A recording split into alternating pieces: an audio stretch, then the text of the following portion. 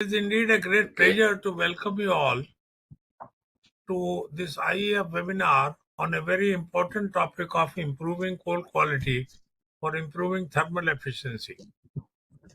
I welcome to Shri Alok Partiji, former Secretary Coal, and Shri R.V. Shai, President IEF and former Secretary Power. We are we are obliged to them for sparing their valuable time to be with us. We are very fortunate to have a very distinguished and learned panel of very eminent speakers who will express their views on this very important topic. I welcome Shri Kapil Dhagat, Advisor, Jindal Power Limited, Shri Ranjit Talapatra, Advisor, Teletech Earth Sciences Private Limited, and Shri Amit A, Vice President, Process Engineering, Daniel GT India, and Shri Akshay Gaikwad, IASF Technologies India Private Limited. He is the founder and the CEO of the organization. World is facing an extremely difficult task of balancing the two most important aspects, that is how to reduce the emissions, keep the climate change in check, and meet the world's energy need. India is no exception. Rather, India is on the verge of having very large addition in the energy sector. The renewable energy capacity is being built up at a very fast pace, but the challenges with the sector has will not be in a position to fulfill the total energy need. At best, it can be a big supplement. India will have to depend on coal-based power generation for at least a few decades, but it is the only energy indigenous source available in the country in abundance. India's per capita energy consumption is very low, and we will need huge energy capacity addition to reach the world average. But our total emissions are also very high, the third largest contributor to the carbon emissions in the world. And on top of the whole thing, India is a big net importer of energy, 80% plus of oil and more than 50% of gas. In the current scenario, to take care of the rising need of this large developing nation, the coal production will have to increase. We have produced 1,047 million tons of coal in the year 2024-25, and we still are importing nearly 240 million tons of coal, of which 55 million tons is coking coal. However, due to this increase in production, coal imports have reduced by 8%, resulting in a saving of around 5,000 crores, 50,000 crores. Improving coal quality is critical for enhancing the power plant efficiency, reducing emission, and optimizing resource utilization. Various methods, including beneficiation, coal washing, blending, and innovative technologies like microwave treatment, pretreatment, are employed to upgrade the coal quality. Coal beneficiation, that is coal washing, is to remove impurity like ash, sulfur, and moisture, thereby increasing the calorific value, the energy content of the coal. Various techniques, including dense medium separation, froth flotation, and water only cyclones, are used to separate coal from the unwanted material. It has a lot of benefits. It increases thermal efficiency. Cleaner coal leads to more efficient combustion to power plants, reducing fuel consumption and emission. Reduced emission, lower ash and sulfur content also results into decreased emission of pollutants like sulfur dioxide and particulate matter. Improved plant performance, beneficiated coal can lead to better boiler performance, reduced slagging and fouling, and longer equipment life. Cost saving is there, improved efficiency and reduced emission, which can lead to cost saving for power plants, less maintenance cost, reduction in transport cost, and gain in less ash handling at the plant. The only course available for us is to make use of coal as green as possible by taking some important policy decisions and right actions in the direction of reducing the carbon footprint of coal combustion. Pre-combustion stage is very important. India is endowed with high ash coal, and thus the heat value of our high ash coal in tonnage terms is rather low. We need to ensure to improve the quality of coal as much as possible before combustion of coal. At the time of mining the coal, and further improving the quality of coal by washing. Using washed coal for coal combustion has been accepted to improve combustion efficiency, improve power plant economy, and thus help in reduction of the carbon footprint of the power plant. Many power stations in India still continue to burn raw coal of the ash percentage of the level of 40 to 45%. All over the world, the coal produced is washed before combustion. We are unique in the world and are not making any arrangements to wash our coal even when our coals are of very high ash content.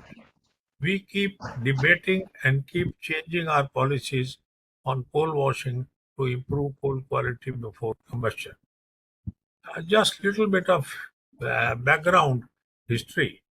Ministry of Environment and Forest issues a notification to use coal less than 34% ash in power plants beyond 1,000 kilometers away from coal source and the plant situated in the polluted and ecologically fragile area. No serious efforts are made to wash this coal to comply with the notification. Issue comes up, who will wash the coal? Coal supplier or coal consumer? Generally agreed the supplier will do it, but however the consumer remains quite indifferent. Without seriously assessing about the compliance of the MoEF notification, which was hardly less than 25%, the notification was modified that all power plants beyond 750 kilometers from source to use less than 34% ash, and later it was changed to 500 kilometers. In the meantime, watcheries by CIL and by consumers and the third party watcheries started coming up. Large number of watcheries were installed by private watcheries to watch linkage of coal, but however, their utilization factor did not improve. And to our utter surprise, MoEF issues a directive on 21st May 2020 to withdraw the stipulation of use of coal less than 34%, and the power plants were free to use coal without any restriction of ash in the coal. The coal combustion through gasification route, which is accepted to be more efficient and more environment friendly, also needs better quality coal, at least below 34% ash. To my mind, Ministry of Coal, Ministry of Power and Niti Aayog should jointly form a policy very strong so that the Indian coal quality improves before combustion. Now we will hear much more from our experts on this subject. I may give a little brief introduction of our esteemed speakers of today. Shri Kapil Dhagat, Advisor Jindal Power. Shri Kapil Dhagat is a graduate in mining engineering and first class mine manager certificate holder with more than 35 years of experience of mining industry, out of which 25 years spent in Coal India, managing various mines, planning large capacity mines. He has acquired excellent international exposure while undertaking technical due diligence in many coal mining countries, especially in Australia, where he was involved in the advanced coal exploration, mine development in Queensland, and later in New South Wales for the opening of development of JSPL underground coking coal mine. He is currently working as Jindal Power as advisor. Sri Ranajit Talapatra is a leading mining processing personnel having almost 35 years experience in coal preparation with 360-degree exposure to the coal washing industry dynamics as general manager and nodal head of coking coal and washery vertical at Coal India Limited. Shri Talabatra is a B.Tech in Mineral Engineering from IIT ISM from Indian School of Mines of 1989 batch.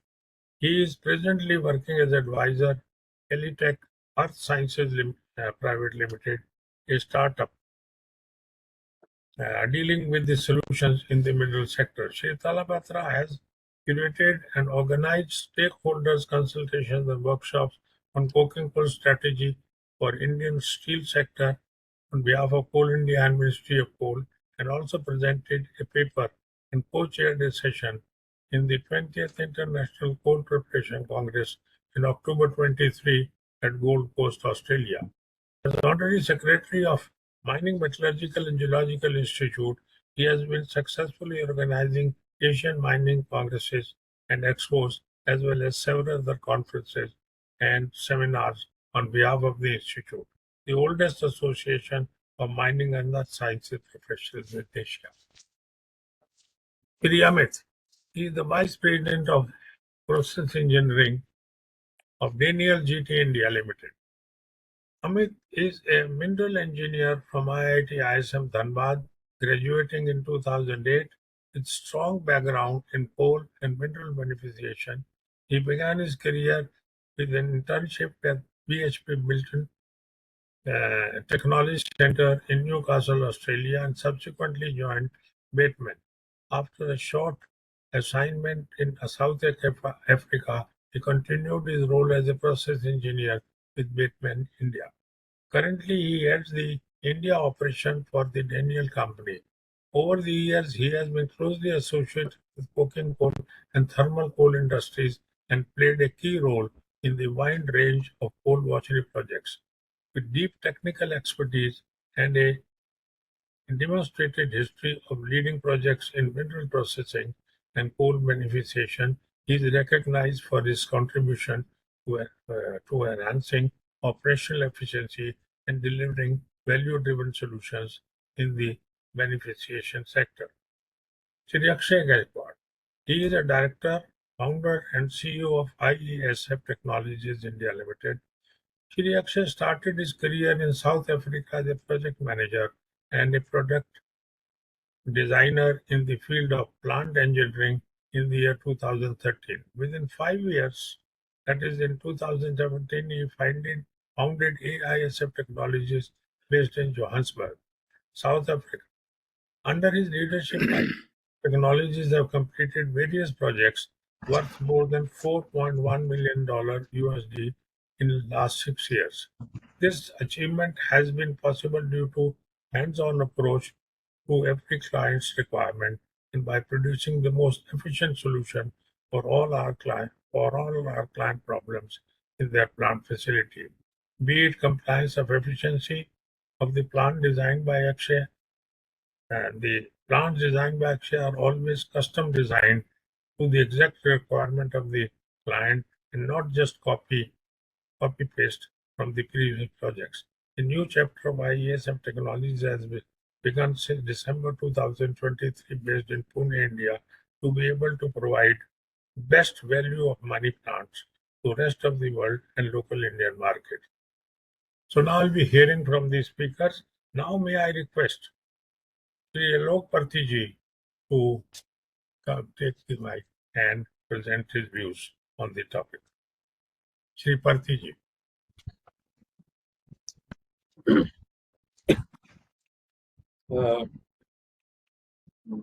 Mr. Gautam, Mr. Shahi, various others present.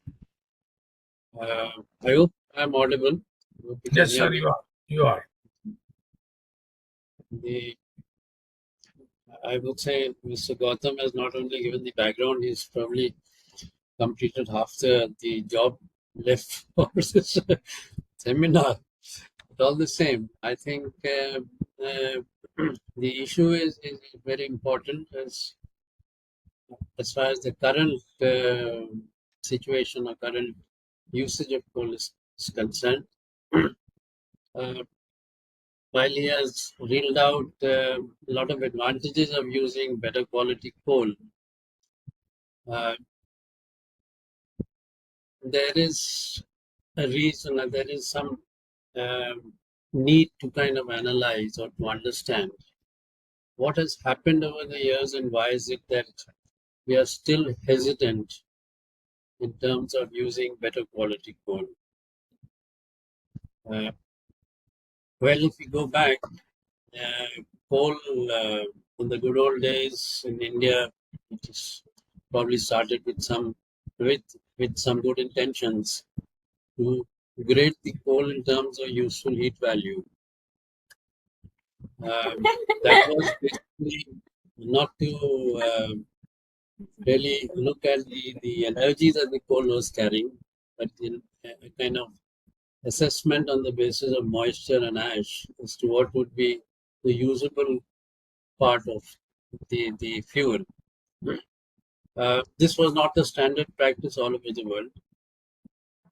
And in 2012, I think the government decided to switch over to a more standardized way of grading coal in terms of the gross calorific value.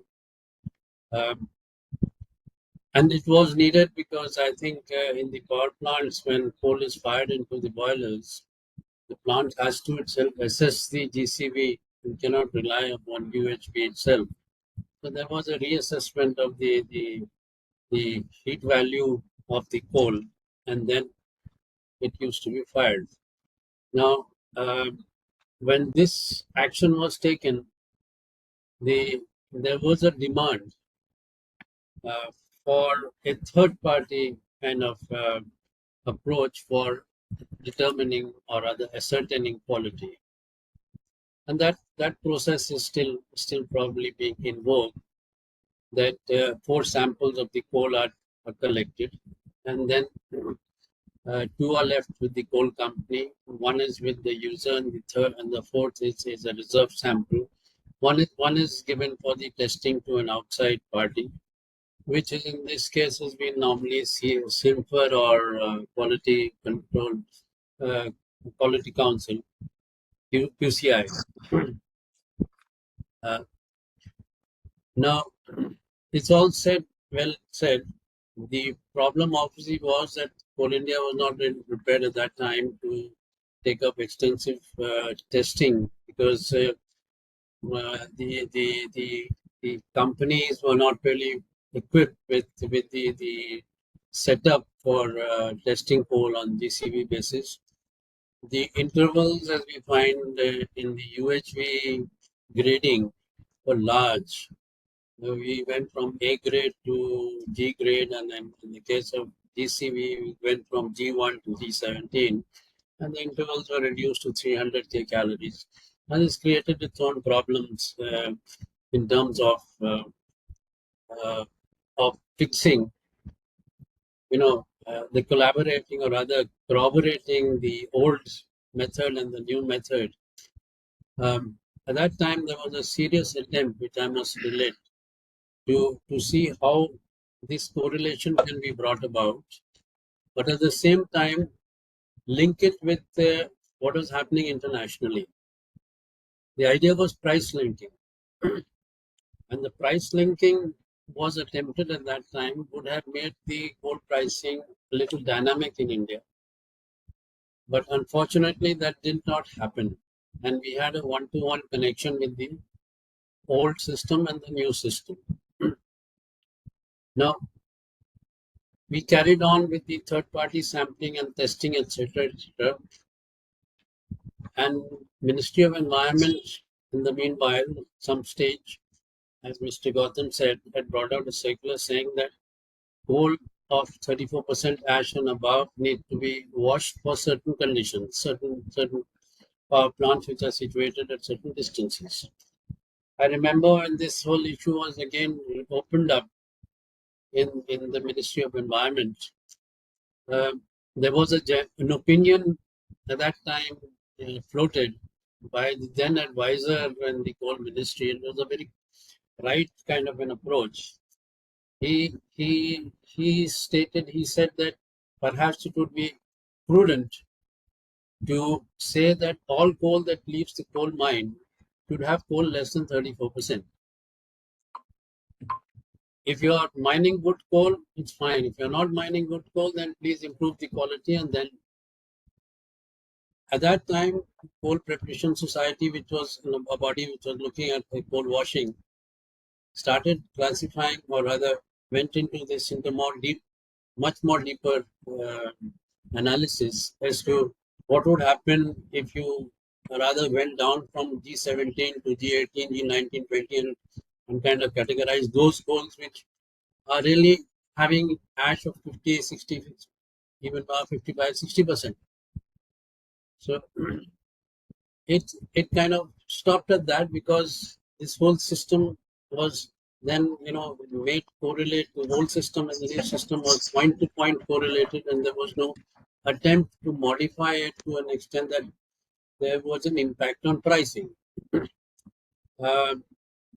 We know that the international prices, it keeps varying depending on demand supply, but at the same time it also has a relationship with quality.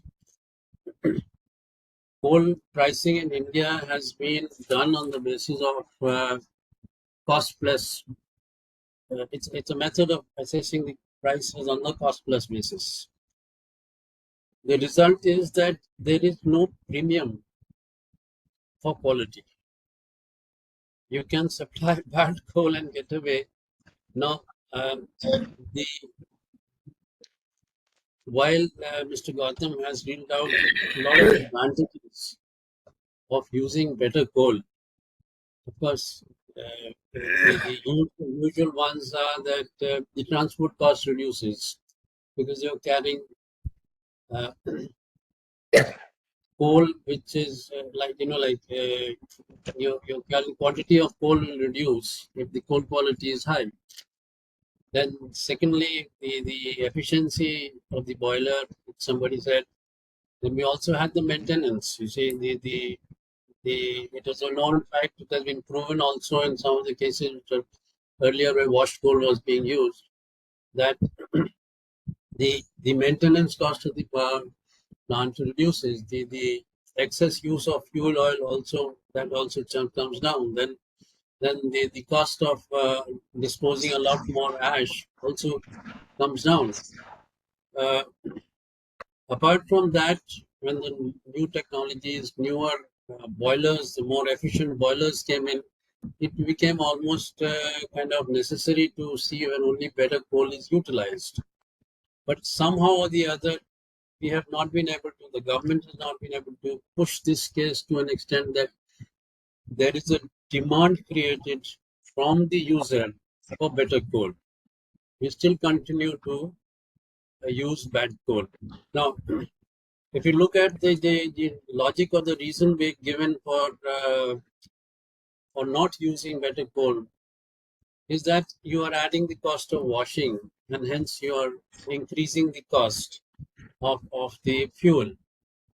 The fact remains that this is all entirely an issue of coal pricing. If the coal pricing is done rationally and properly, then the cost of washing, which is quite nominal. If I remember way back, it was assessed to be something like 150 rupees or to 200 rupees a ton. But there have been instances where this has been shown to be as high as 600 or 700 rupees per ton. Now, one has to get into this analysis a little more detailed. Once I can recollect that when in 2020, the government suddenly decided to stop mandatory washing and left it to the coal company to decide whether they would like to sell the water coal. Somebody's mic is on. आप opposite direction में चले जाएंगे ना? Can you have the mic off, Mr. Anjan? Yes, Please mute your mic. Those who are not, please listen and mute yourself. So when this happened, the Coal Preparation Society, of course, went into a study. We had and tried to tell the government that this was not a good step. It was retrograde and need to be rectified. But at the same time, Ministry of Power uh, initiated a kind of a study through the CA to see whether coal washing was actually benefiting the power plant. Okay अच्छा पूरा वो update हम लोग कल While रात में 11:30 बजे फिर study's चलेंगे results आपका ओके अभी भी ठीक है किसी का है ऑन थैंक यू गौतम साहब जी सभी भी किसी का माइक ऑन है हाँ please mute your self Rawat make sure please हाँ जी this study was done of course while we have not been it's not been made public but what informally one what got to learn was that there were about 4 or 5 plants that were studied. Majority of them were really finding a big benefit in using washed coal. 1 or 2 did not find it, and there was a case in तो क्या कर which लिया और product mix तो जो मिल already भेजा था 27 लाख का हम लोग का जो क्वांटिटी 26 लाख और उसके हिसाब से adjust somebody still ये कहाँ से एनक्रोचमेंट है भाई वहाँ पे फाइनेंशियल कैलकुलेशन करना पड़ेगा ना उसको Rawat I ji think Mr. Rajan, I think Mr. Rajan. Rajan, mister Rajan कर दिया okay. There was a case, one of the cases of a plant that was taking the coal to the mine, moving it about maybe almost 100 kilometers to a washery, and then washing it and sending it to a distance more than 1,000 kilometers to its power plant. Despite the fact that this, loading, unloading of coal, and maybe even paying GST is also about twice, double it, because there were two transactions, one at the mine and one at the washery. Despite all this, the plant found it financially beneficial to use the washed coal. Of course, I must qualify this by saying that the company took a lot of effort and placed people at each point to see that the coal was properly washed, properly loaded and offloaded, and there were checks at each point. Now, this we found therefore that saying that washing cost can be an impediment, or rather something that will discourage people to wash, was not really true. Even with the present pricing, I would say, it's a question of now the moot question remains that is it going to be a kind of a necessity to improve the coal quality in future? Well, let's look at it from the point of view of usage of coal. If we are talking of using more efficient boilers, we are going in for gasification projects. We have seen what has happened in these cases. You need better coal if you want to get better efficiencies in ultra there's boilers which are of much higher efficiency. If you're going in for coal gasification, we've seen that in the case of Talcher, Indian coal had to be blended with pet coal to improve its quality for blending. There have been serious attempts on the part of researchers to see how this coal can be used for gasification. BHEL, of course, has done a kind of work on the laboratory level. They are planning to scale it up. But then the fallouts of using bad coal for gasification are also probably will get to be known. Now, these are issues that will always keep on cropping up. When it comes to government, I think the government needs to have a very close look at this issue because, as very rightly said by Mr. Gautam, actually, if you have an efficiency, or you could say coal heat value increased by say 5%, in coal by simply improving the quality, there is a corresponding reduction of emissions. So the better quality of coal used, the better the higher efficiency boilers being used will lead to lower emission of carbon dioxide. Now this fact is well known, and therefore even organizations like Future Coal, which is actually the forerunner of the World Coal Association, has been propagating this, that please think of abatement of coal and using coal in a more efficient way rather than rejecting coal altogether. How do you do that? And I think this is the most important thing, is quality. And quality improvements need to be done. Washing is perhaps one of the easier methods. Now, if you look at countries like China, they even do dry washing, which we are not able to introduce in our country so far. That is, we use wet washing. And lastly, I would say is that if you are looking at washing per se, even for improvement of coal, there have been studied with Indian coal, and they know the difficulties of washing Indian coal. Unfortunately, there's not enough research to find out ways and means of washing coal,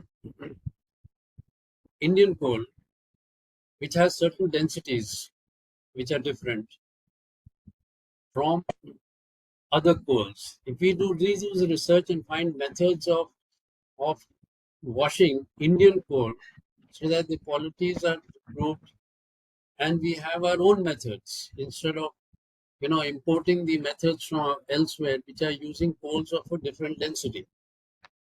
So I think while fully appreciating and understanding that there is a need for improvement of quality for thermal efficiency, how do we go about it is something that we need suggestions. We need to tell, at least maybe we can propose to the government what kind of policy needs to be followed. I think I'll stop at that, sir, and like to hear the experts who are there. Thank you very much. Thank you, Mr. Parthi. Thank you very much for your elaborate and very valuable comments.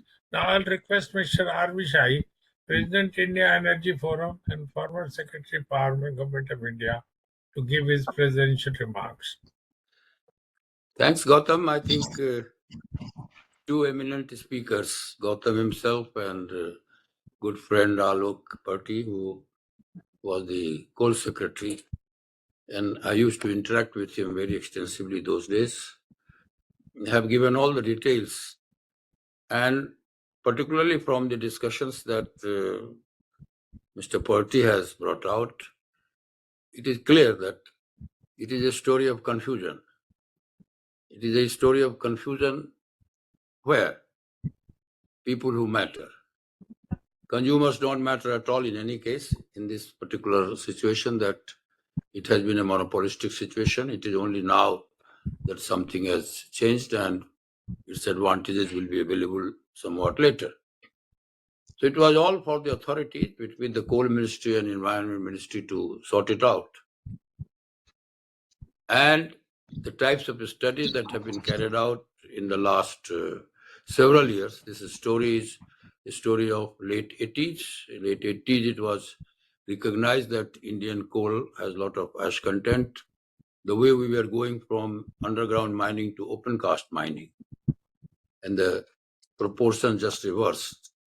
There was a time when underground mining was almost 60-70%, and open cast mining was in the range of 30%, 35%. The situation reversed. Open cast mining became the predominant part of the coal mining operations. And so the quality also followed with that. And it is not new as a subject that when we are going in such a big way on open cast mining, we need to be conscious about the quality of coal that we produce and the quality of coal that we finally supply to the industry.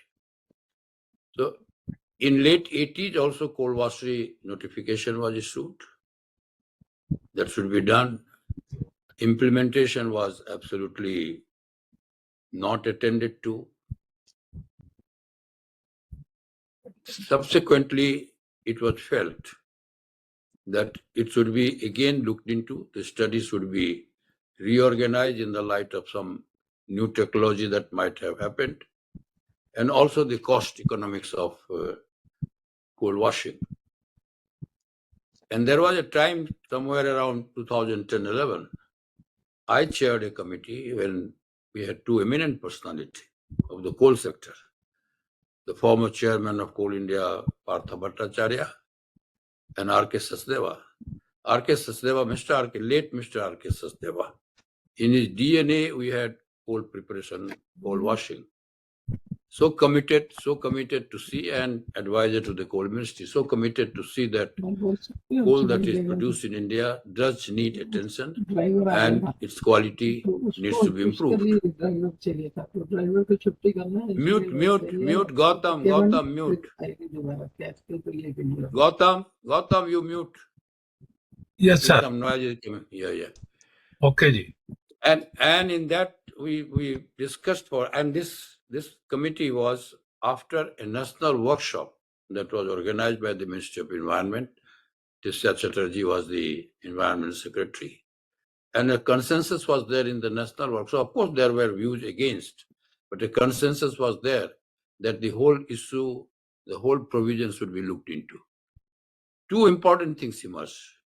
This committee reworked at the economics of coal washing, transportation cost, efficiency of operations, and all these put together. This committee came to the conclusion that not only 1,000 kilometers, but even if the transportation requirement is only of 500 kilometers, the economics goes in favor of coal washing.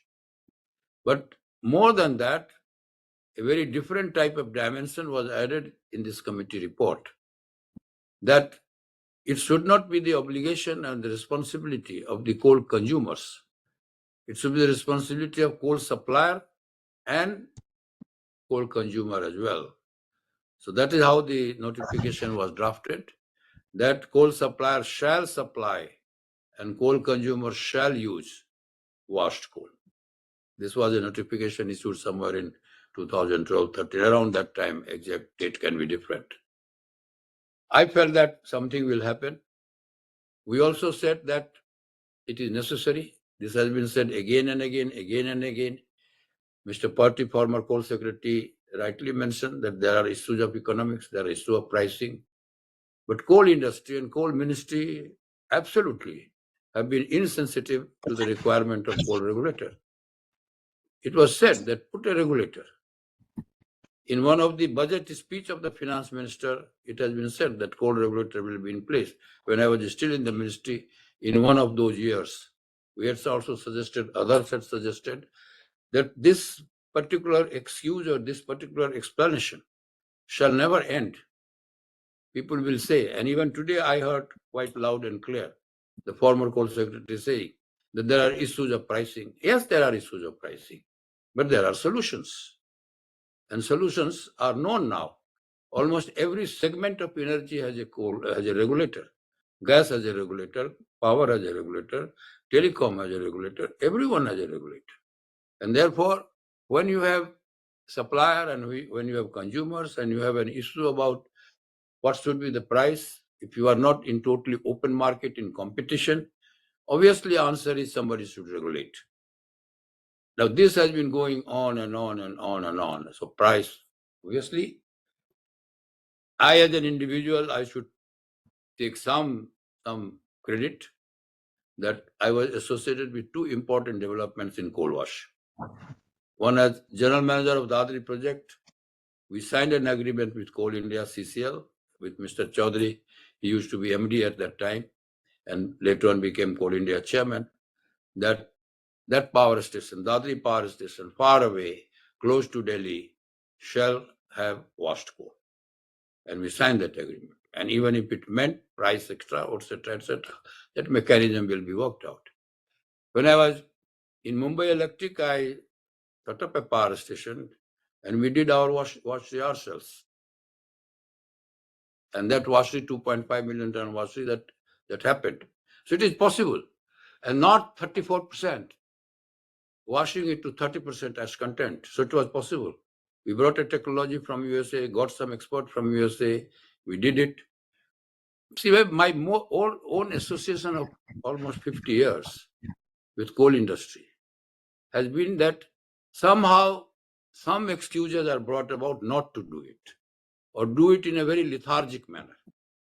Make a commitment, 100 million ton will be done, 50 million ton will be done, 120 million ton will be done, and not do it. Absolutely not do it. Price is an excuse. You know that 400 ton of cess was imposed on the power consumers by way of that cess that has become a past part of GST, and finally coal suppliers passed on to the power consumers. That has been accepted. So that's not an issue. I was surprised when this particular notification was quashed, and now it is said that coal washing is not required. I think this is not the only webinar that we are doing today in the India Energy Forum. We did about a year ago. We decided, myself, Partha, Gautam, Party, all of us put together, we should join hands and write a good memorandum and take it as an agenda. Take it as an agenda that this should be done with Environment Ministry. See, Environment Ministry will be only too happy. Basic thing is that NTPC will not be, because NTPC, most of their power stations are in less than 500 kilometers anyway. Most of their power stations are pitted power stations. So asking NTPC their opinion is of no use.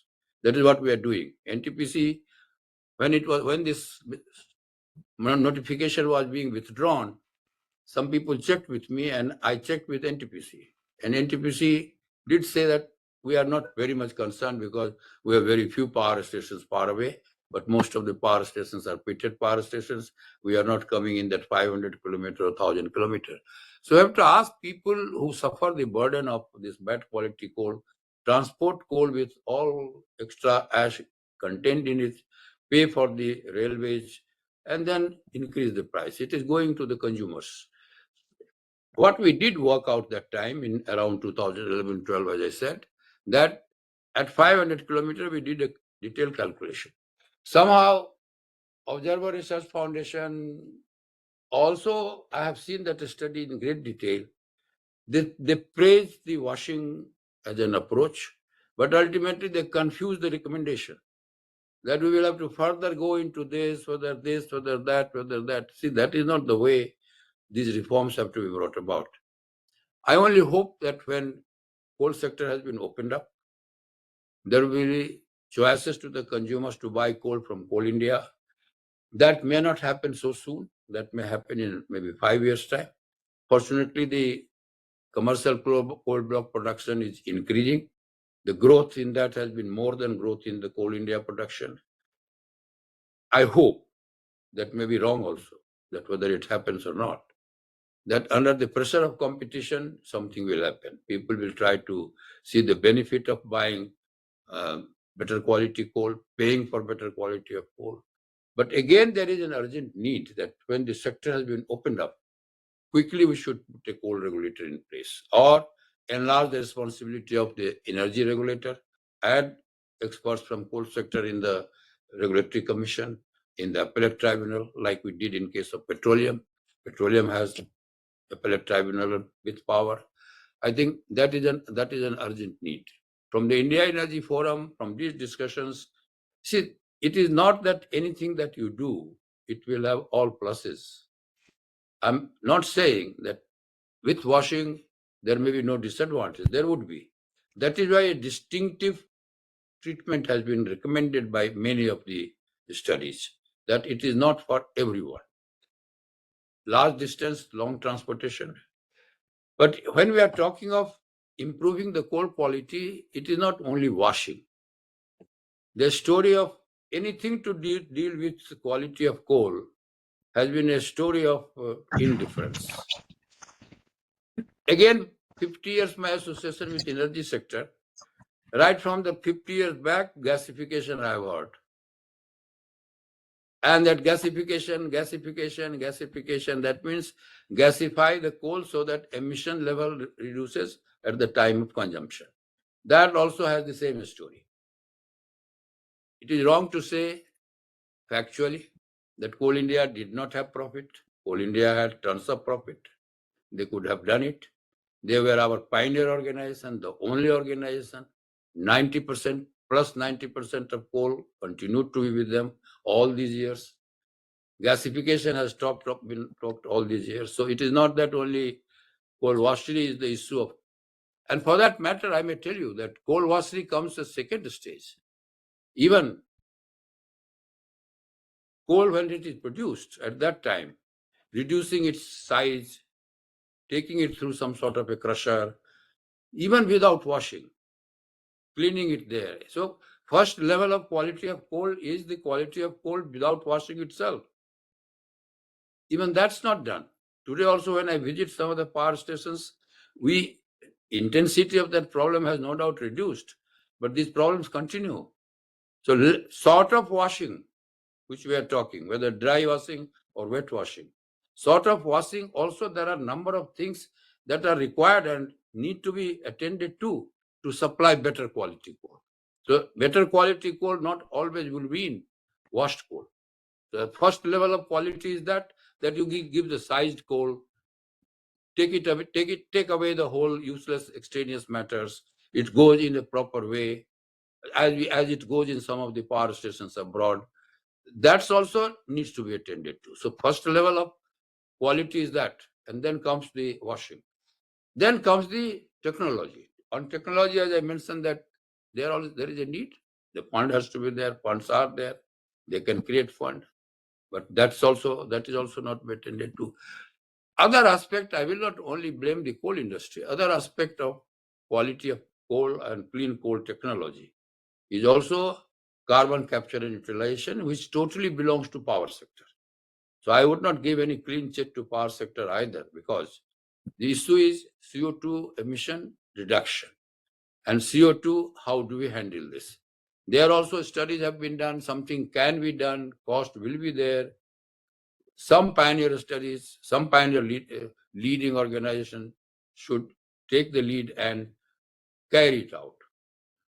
Now carbon capture utilization also has become in the realm of, not, I will say it is become totally inexpensive, but definitely this is something which need to be attended. So we are also appealing to the leading power generating companies, that one is pre-combustion treatment of coal and another is post-combustion treatment of coal. And that is definitely using better quality of power plant itself, reducing the carbon emission.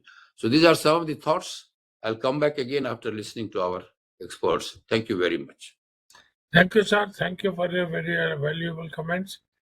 Now, I will request the speakers. May I request Tala Patra to please come in and put forward his view. I think he has a presentation, so you can put it on. Good afternoon, sir. I think it's almost nearing 4, and the three speakers, very eminent speaker, Gautam sir, one of my gurus and mentors, and the two past secretaries, Patti Saab was also co-secretary when I was handling washeries in Coal India. They have spoken almost everything that had to be said, other than the technology and specific factors. So, as it is, the time is short, so I won't go into what about today. I'll rush through my presentation, and I'll share my content.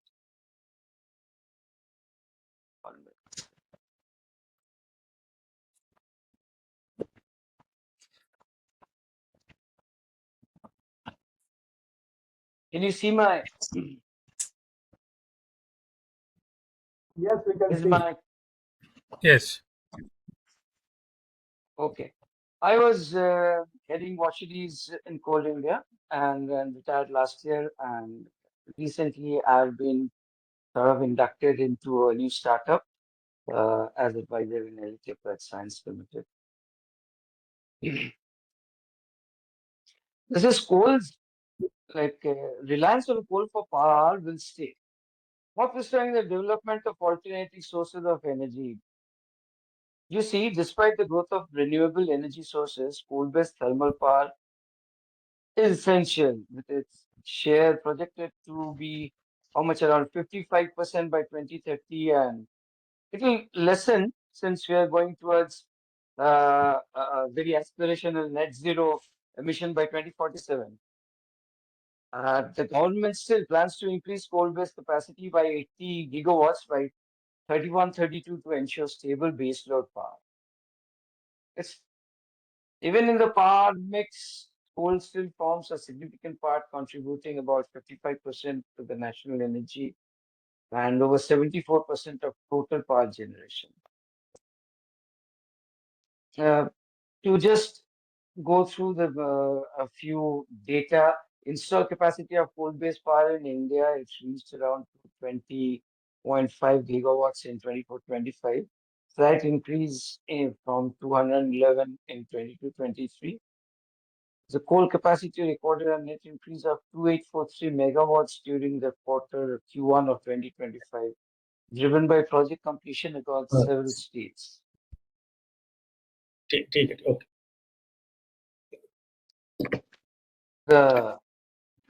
The ultimate irony, we have seen in the world how the ultimate irony of extreme weather during summers and winters across the world, due to be caused by climate change, push the world back to burning coal, which is one of the key causes of climate change. It's cyclical.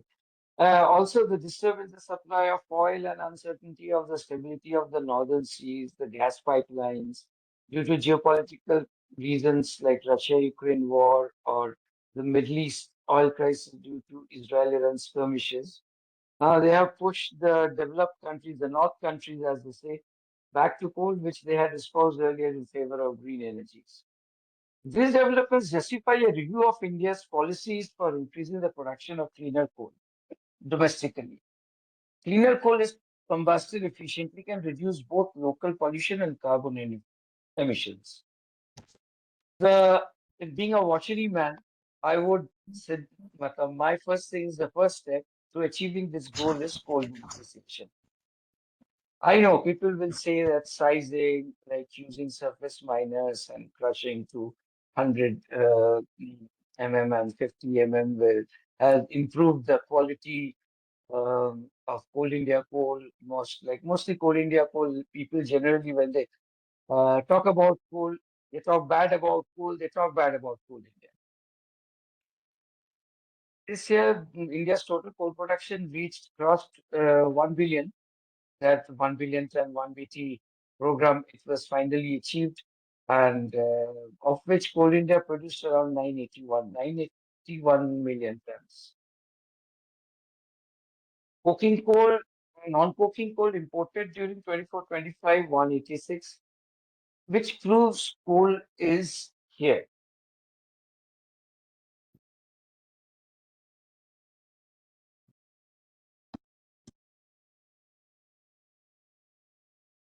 This is data I was working the production of, I've got it from Ministry of Coal data. The challenge in Indian coal quality, as Mr. Shastri was so passionately talking about, being of drift origin, everybody knows it has unique challenges due to its essential ash content, inherent ash content, which it gathered over the time during formation. Over 75% of Indian coal has more than 30% ash. Like in Coal India, I have seen some deposits, especially in MCL, reaching as high as 55%, which is quite higher than international, around 15 or less. And calorie wise, GCV wise, 3,500 to 5,000 kilocalorie per kg, which is again lower than global benchmarks. And the ROM coal, with this 30-50% ash content, 55% ash content, and low CV, complicates pulverization, generous excessive fly ash, and makes long distance transport uneconomical. The quality of non-coking coal that's fed into boilers in thermal power plants, they reduce PLF efficiency in many ways, which I'll just go through in the next slide.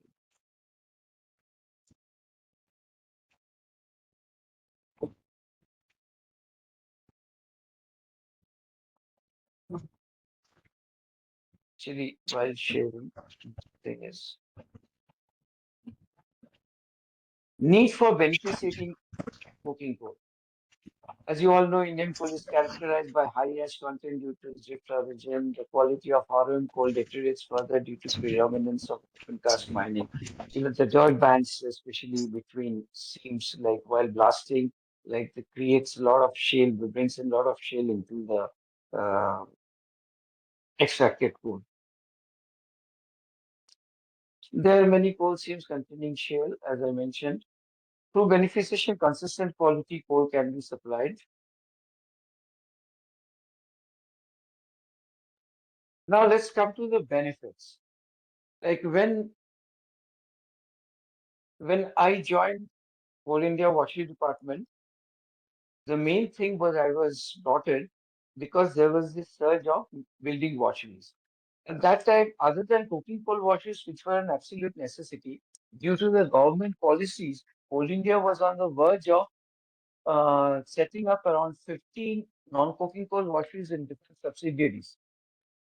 And at that time, I did some extensive study on the benefits, and some of the points include coal quality and consistency in quality. Everybody knows increase in PLF, increase in boiler efficiency and overall efficiency, reduction in carbon dioxide emissions due to reduced transportation coal combustion.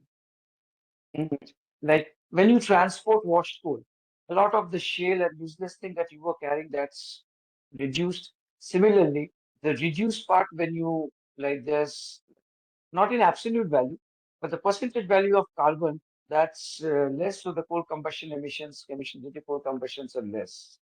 Then reduce specific coal consumption for power consumption for power generation due to lower ash content. Reduced operation and maintenance costs at thermal power stations due to better quality and low wear and tear and reduction in breakdown periods.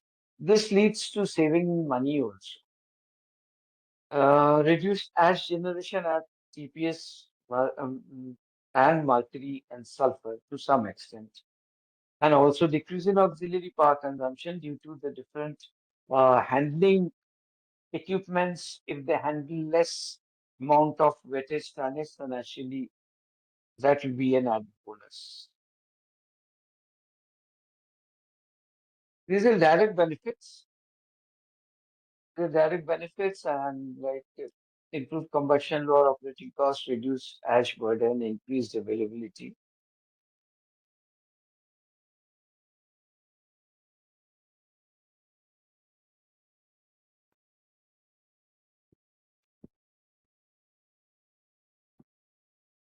A wider impact which brought in environmental and economic.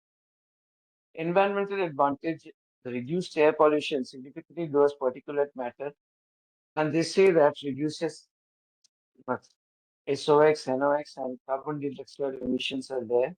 The air quality around the plants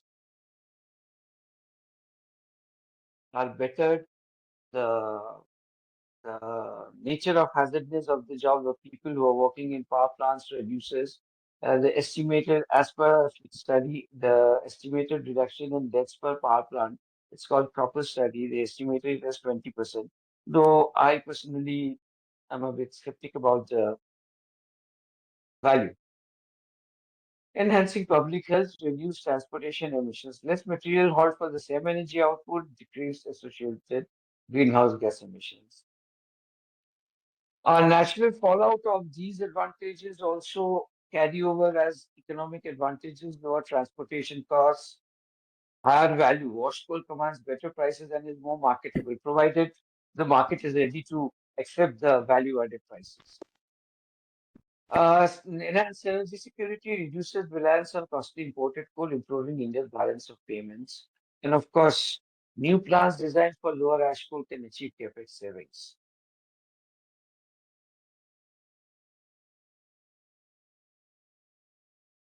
There are some issues why the initiative of coal washeries or coal washing didn't really take a leap the way it was desired. The main thing, as they were talking, our experts were the people were talking, Kashri Saab, Pati Saab, cost and price sensitivity, it is there. It is there, the power producer. I remember before 2020, in several meetings, an association of power producers, they kept on writing letters that they do not need washed coal because the prices are more, and they do not, since there is no support from the government, they have no other way other than passing on the load to power consumers, which in a very sensitive, price sensitive market like India becomes a little difficult, especially with government restrictions too.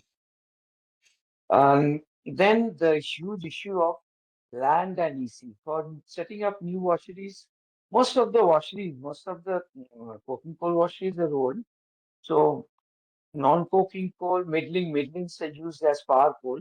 But there were a few washeries at that time, like Kargali and Gedi, which was set up as coking coal washeries, but in the 90s, due to the requirement of, due to the field that non-coking coal will be required, they started working as non-coking coal washeries. So those washeries was also there, but mostly the washery initiative of Coal India and was was sort of held back to lengthy delays due to acquisition of land problems, including forest land and environment clearance. This delayed the establishment of new washeries, which otherwise, during that time, if things moved well, would have enabled the country in having a higher, much enhanced washing capacity. Because generally 2 years to 2.5 years were envisaged at the time that would have taken the washeries to be set up. Now, if you see, only 7.3% of Indian coal is washed, despite existing plants utilizing 75% of their capacity. Regarding quality, like other than technical optimization of the washing process, including better crushing, proper sampling, nowadays they have auto samplers, and sample preparation is also crucial, as someone was saying about the third-party samplers are doing better job than previously done, and the power producers seem to be a little happy about it. Regarding quality, I forgot to mention that Coal India main quality issue even now remains with the coal supplied by Coal India to thermal power plants. The coal quality has improved, the coal's grade maintenance grade conformity has increased from 51% in 2016-17 to about 80%, as mentioned by source in Coal India Quality Control Department.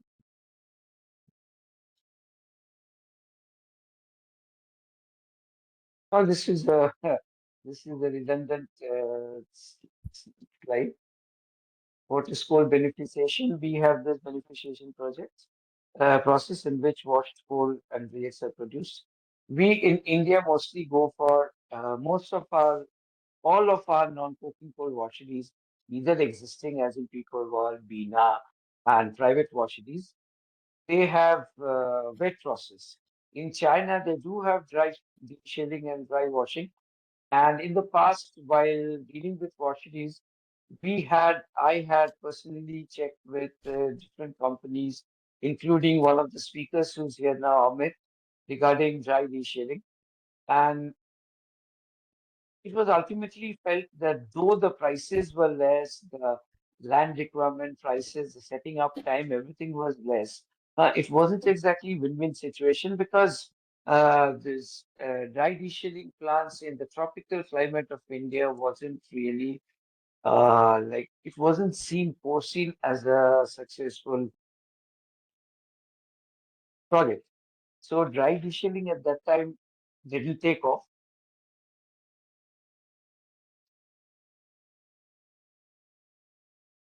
Washing technologies again, non-coking coal washing, mainly partial washing prefer, that is washing of coarse coal for direct mixing with fines. The direct mixing of fines with washed coal or resin based on their quality. Coking coal washery needs full-scale washing. Post-coal washing technologies, I guess people who will be talking in this, there are 3 or 4 technical experts like Anil, they'll be talking a lot about the technical part of it. Same with fine coal washing technologies. Issues in washing and processing of coal. The high cost. High cost for as they mentioned, the cost of washing can be less. I have always proposed a cost this 1 unit, like while calculating the profitability or feasibility of a washery, at least in Coal India, it's done since Coal India does not have that system which they have in other international mines. Coal India takes mine as 1 unit and washery as 1 unit. So the cost is added, the washing cost is added to the selling cost of coal from the mine and not in the cost of production.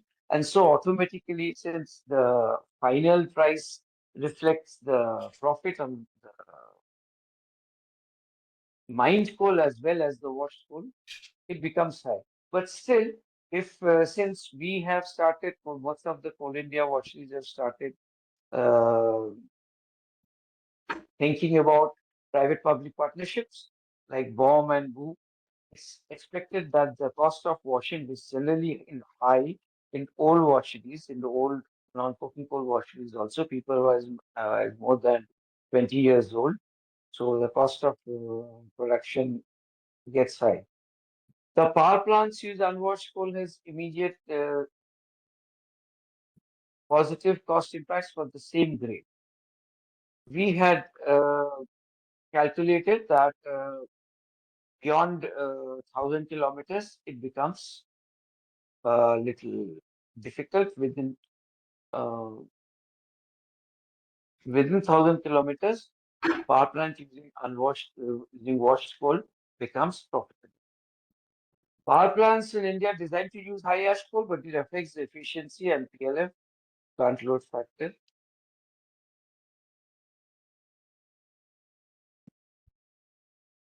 Now there has been a lot of seesawing and flip-flops on policy. In the 90s, the late 80s and 90s, there was this thing that washeries should be there.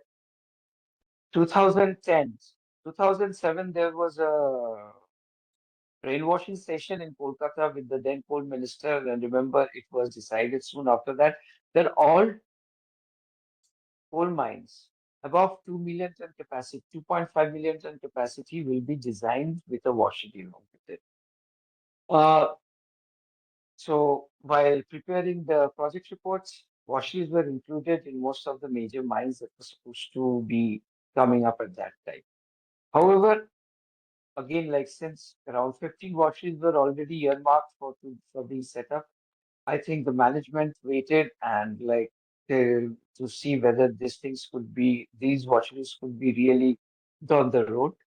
By this time, the the mandates in 2001, 2014 came down from 1,000 stages, from 1,000 kilometers to 750 kilometers to 500 kilometers. I'm not going into the details because I think everyone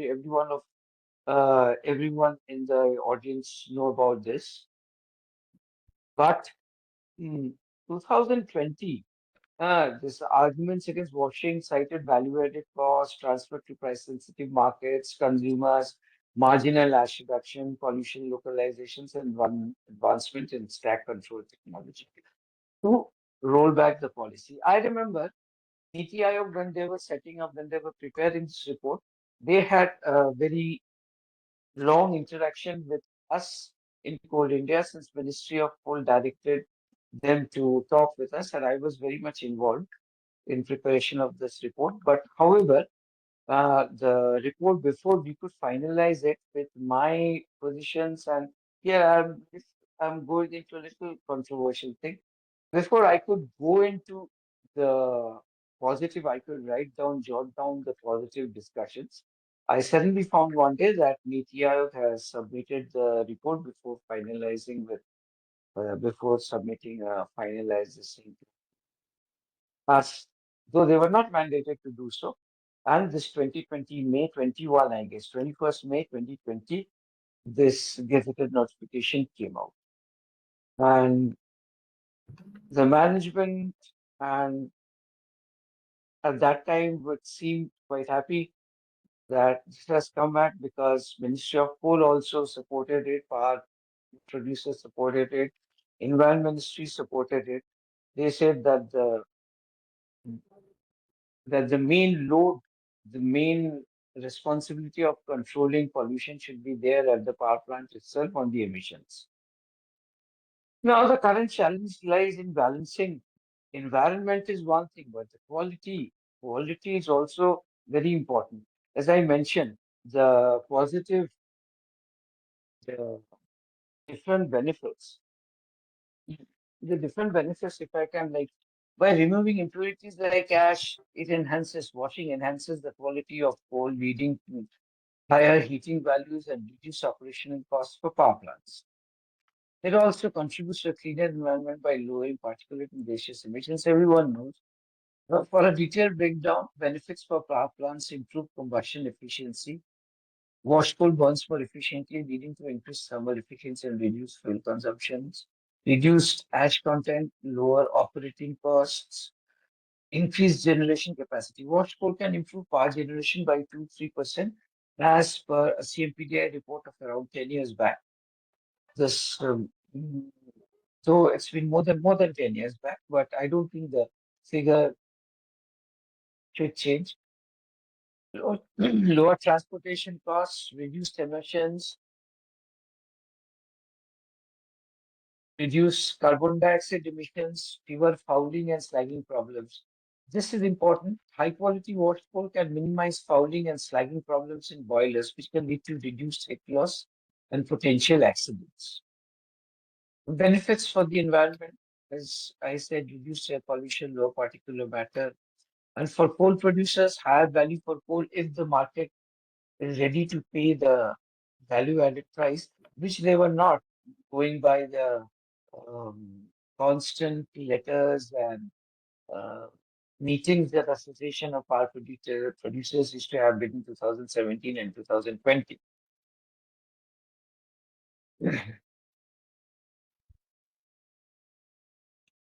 This is a small, just since Coal India is one of the major coal producers, thermal coal producers, just an overview of what Coal India is doing to set up non-coking coal washeries. In between 2018, 2017 and 18, there was talk of setting up deshelling plants. Deshelling plants for like small plants with not much washing, just to reduce 2 or 3 grades, so that the quality improves and the grade slippages, which was so common at that time, would be stopped. Coal India now plans to set up now from 15 washeries. They have planned to set up 6 washeries. Non-coking coal washery was under when I was in Coal India. It was commissioned the biggest non-coking coal washery of Coal India, 10 million ton Lakhanpur Valley washery, and there are 6 more washeries which are envisaged in the pipeline.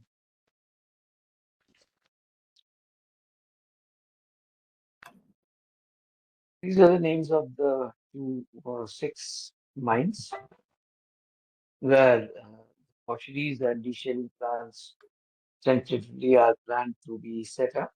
The recent addition is Nirja in WCL.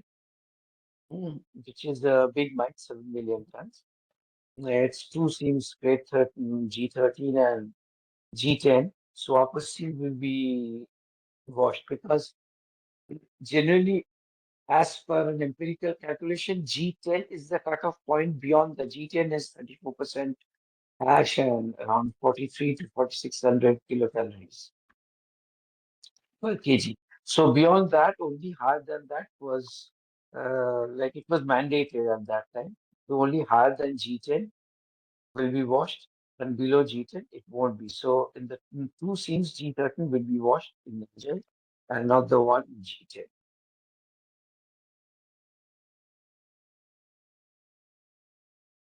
Way forward, like we need a lot of incentive for the power producers to accept washed coal and washery operators to set up washeries. We should emphasize, rather than mandates, you have to wash, we should provide incentives in terms of tax and other benefits to boost demand for washed coal. This public investment in coal beneficiation, somewhat like support they give for renewables, that should be there. The benefits to power generators, which can accrue due to use of the value-added washed coal, should be transferred to the power generators. Like it has been calculated by a study as 0.01 to 0.02 rupees per kilowatt hour, very small, but in gigawatt in a like absolute value, they can be more. Fuel neutral policies reward all efforts that reduce carbon emissions irrespective of fuel type. In that way, washery operators should also get some sort of some more incentives. And of course, establish more non-coking coal washers, which CIL is doing, and many of the private operators are also like, working with. There are around 41 working non-coking coal washeries in India presently, and many of them are not having raw coal feed, but at least 70% of them washing coal and sending it to power producers.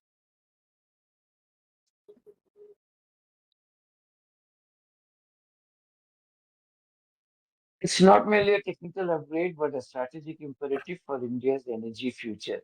Talapatra साहब Washing, थोड़ा coal सा washing. Mister Talapatra This is the थोड़ा सा last, okay last essay. okay ji Like it's no need to reiterate what I have already said. We should overcome the existing commercial and perceptual barriers. And this requires policy shifts over a Ministry of Coal, Ministry of Power, Environment Ministry, and the government, especially the commercials, incentivized approaches should be there. And we should all, in forums like this and agencies like CPSI, then Indian Energy Forum, and I'm the Secretary of MGMI, we should all endeavor more to set up more washeries and so that the power plants get better coal and the efficiency increases and like the world over, we are in line with our benchmark. Thank you. Thank you. I don't know whether I've been coherent because I couldn't see your face. The interaction was less. Like without seeing your face, the faces of the audience, it becomes a little difficult for me to talk and interact. But thank you all. Thank you, Gautam thank you sir. Mr. Talapatra, thank you very much. It was a very elaborate and very educated presentation, and also discuss the challenges and the things why the washing did not take off.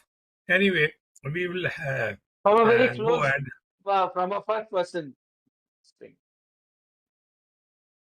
Thank you, sir. I'm stopping sharing. ठीक है जी, okay. Now may I request Mr. Amit to please come in and put his views, and I'll request him to make it about 15-20 minutes, no more. Thank you. Good afternoon, everyone. First of all, I would like to thank the India Energy Forum and its distinguished members for giving me the opportunity to share my perspective from like the coal washing technology provider side on the current topic. Let me just share my slide.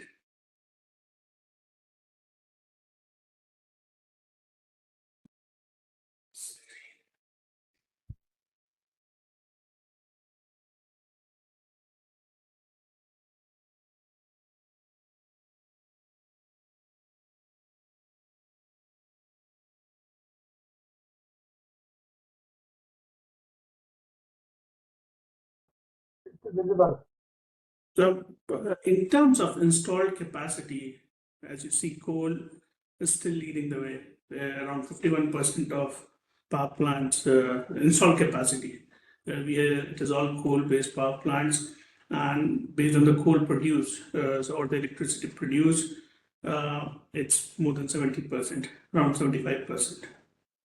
So, India being a developing economy and we strive to become a 5 trillion economy, we need a lot of power, electricity to move forward, and coal will be there. Coal, we need to stick to coal, and we need a lot of coal to make this happen. Unfortunately, we do not have very good quality coal. So, just to give you an idea, for 1.5 million tons of Indian coal has to be mined for the same energy content of a 1 ton Australian coal. With the opening of commercial coal mines, and as Talapat said, that the efforts of Coal India, the import of coal has reduced from 200 million tons to 183 million tons, and this is a reduction of around 8.4%. However, if you see the coal quality, our coal still has very high ash, hovering around 30 to 50%. Fortunately, our sulfur content is lower, and that except the northeastern side of the country. Over the years, what we have observed is our demand for electricity and power generation has increased, but unfortunately, the coal which we have been using, the quality of coal has degraded. The heating value, the kilocalories per kg, in 1950s were around 5,500, 6,000, and it has come to say 3,500 in 1995. This is further deteriorating because initially, as some of the distinguished members mentioned, we were using underground mines, and then we moved to open cast mines, and the coal quality has degraded. If you see over the years, the quantity of coal mined, the low energy side, the low energy coal, the quantity is gaining more percentage. So we have to live with it and use this coal for power generation. Unfortunately, in like previously, or the good side was till 2001. There was a notification in 2001. There was a notification to use the mandate to use 34% ash coal if coal is transported more than 1,000 kilometers, or if it is burned in environmentally sensitive area. The directive was further changed in 2014, and the mandate was revised to 750 kilometers. And in 2015, and from January 1, 2015, those located beyond 500 kilometers, they were supposed to use coal less than 34% ash. As Talapat sir mentioned and Parthi sir mentioned, that in 2020, the government of India removed the mandate, reduced the mandate to use the washed coal of 34% and more. So basically, it became a mandate on this coal users or the end user side, whether they want to use or not. Maybe we can debate it, but it's a bad move or good move. But This is what happened, and after that, what we have felt is in last 3-4 years, some of the genuine requirements have come, especially after this commercial mines coming into place. Some of the users, end users, or the merchant washers have started talking to us. Okay, if we upgrade, if we put a washery there, will we get, like, say, 4% upgrade, 6% upgrade on the ash, and this will improve my GCV, and I select at a better price. So previously, it was a government mandated thing, and maybe this will be more on the commercial side of the business, where it will be more on the demand and supply part, the good quality at a higher price, and people will be willing to invest in coal washeries. But some of the incentives of washing coal, I've tried to list it over here, will start from the environment side, because as we grow as a country, from a developing nation to a strive to become a developed nation, we need to protect our environment. I have been to China a few times, and I see the thrust over there. They put on this environment protection now to the thermal power plants and into the coal washeries and to the mines. Maybe we need to put all those mechanisms in place in our country as well as we move forward. I would just like to highlight some of the key benefits of putting a coal washery there, and what it helps on the emissions and the environment protection side. And this can bring into the benefits or quantify the benefits for the coal washeries.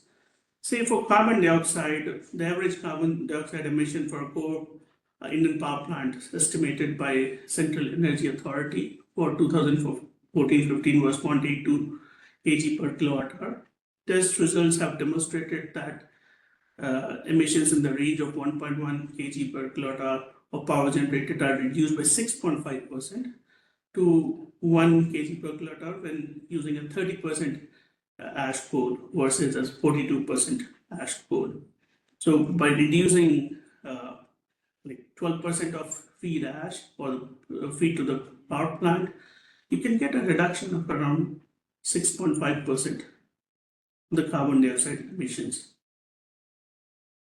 Similarly for NOx, when you use beneficiated coal, you use the combustion efficiency increases and you use less air, and the formation of NOx is reduced.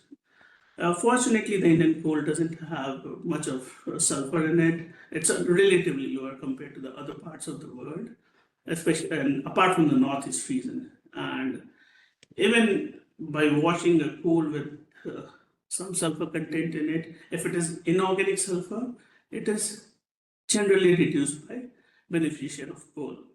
We had an ongoing project in Indonesia, and it has sulfur in it. And there we found after washing, we could reduce the sulfur content. And that was beneficial to the client. We initially thought that they had organic sulfur, only organic sulfur in it, but it had some inorganic one, and it was reduced by using the beneficiation technology. Then with use of low ash coal, the concentrate of SPM in the flue gas will be reduced, which is obvious as you will have low ash in the feed coal. On the fly ash side, yes, coal washing reduces the fly generation in post-combustion stage, and this will extend the life of ash disposal landfills. Based on the research or some of the papers published, using washed coal would extend given ash disposal site life by 12 to 20%. One of the major savings or the benefits of washing coal will be on the coal transportation side. If you see the loads on that, I'll try to put it like the size of the coal, and I'll come to that, how the sizing helps. If you see the raw coal at different ash percentages and the clean coal on different ash percentages, we can see that for 1,000 kilometer distance and ash reduction from 41 to 34%, it gives you a saving of 15%. That's a significant saving.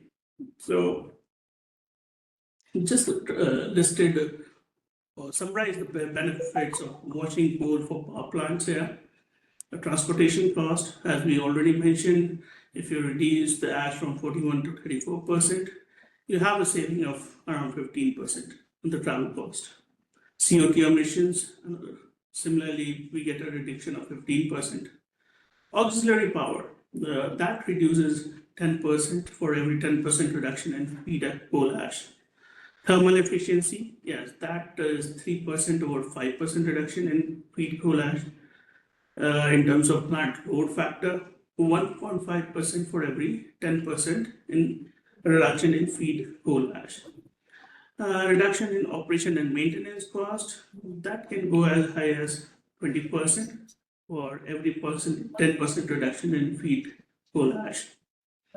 In terms of capital investment for new power plants, around 5% reduction.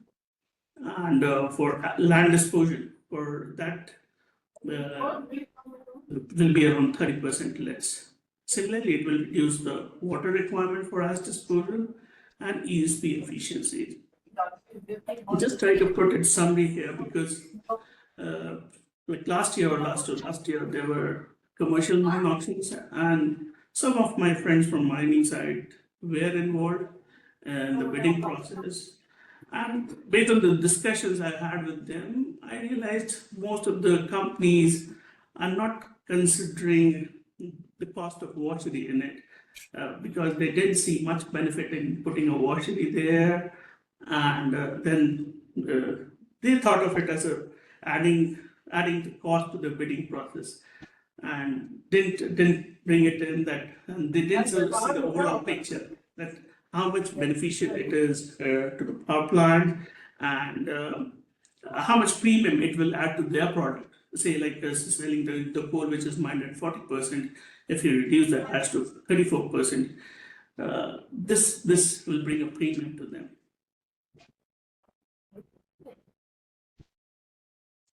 So, yes, what we see that Amit ji, let us not repeat what has already been said, but carry on with what. Thank you. Okay, sir. So, on the as previously mentioned, different sizing technologies are also are available for sizing the coal, and coal sizing is as important as coal beneficiation because first you need to for handling of coal. Like these days, we are using RLS systems being used for coal handling, and there you need to bring the coals and you can't transport 1,000 mm coal in it. You need to bring out a certain particular size, say 50 mm, and then transport the coal.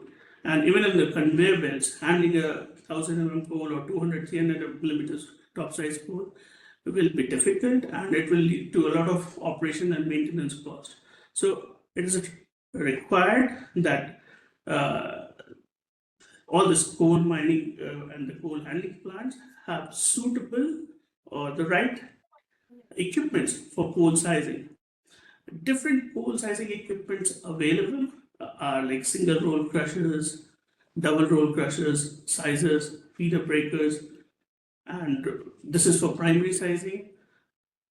For secondary sizing, say 300 to 50 millimeters. From double roll, we can use a double roll crushers or sizers. The benefits of using the sizers will be that it reduces the fines generation, and this helps for the downstream circuits of beneficiation, where the more the fines you have, more moisture content on the product side. So this is very critical that because a lot of power plants have concern regarding the moisture being added after washing the coal. So by taking corrective actions in the sizing as well as in the beneficiation circuit, that concern can be negated. Now, coming to different coal beneficiation technologies, of late there has been a lot of discussion whether to go for dry and wet technologies. Based on our experience, we have had in the previous few years, we can summarize it as we will recommend using wet technologies where you require precise control on the product ash. This is a more proven, efficient technologies being used around the world, and this can the concern or the threat only is where you have issue with the water availability and you have a local community nearby and some seepage of cold, cold water, processed water, or we call it the clarified water. It can seep into the local water table or where there is a concern of zero discharge washery. Dry washing. Recently, I had a chance of visit some of the plants of dry washing plants in Inner Mongolia, where it's a desert, and it is very good for marginal reduction of ash. But we would suggest to use it for coarse coal and regions which have water scarcity, or where there are stringent product moisture requirements that dry can be used. However, this is limited control on the product aspects. So we cannot have a tight control like some of the plants require, like say 30% ash or 34% ash. Then it will be difficult to maintain in a dry plant and there will be misplacements in it. This overall is less efficient than a wet washery. Along with that, dust control can be a challenge for a dry plant because you have to put not only the dust suppression measures but dust extraction equipment, and that can be expensive and may or may not work. As Talabhadra sir rightly mentioned, in Indian conditions where you have high NGM, air gravity material, and you have monsoon from around 4 to 5 months, dry separation may not be a good case for like washing or getting your product to specs right. But if you need some margin reduction or deshelling units before putting an actual washery, yeah, this technology can be used. Then coming on the technologies available for coal beneficiation on the wet side, I have to stick to the ones being used for the thermal coal washing. On the core side, yes, barrel washers have been used, but they are just more on marginal reductions, say 2-3% ash, not very efficient. But maybe they're more used on to meet the compliance purpose these days to show a washery is installed. Apart from that, yes, you have technologies like jig, dense media vessel, dense media cyclones. Jigs have been used for thermal coal for long, but even in jigs, the control on the product ash can be a challenge.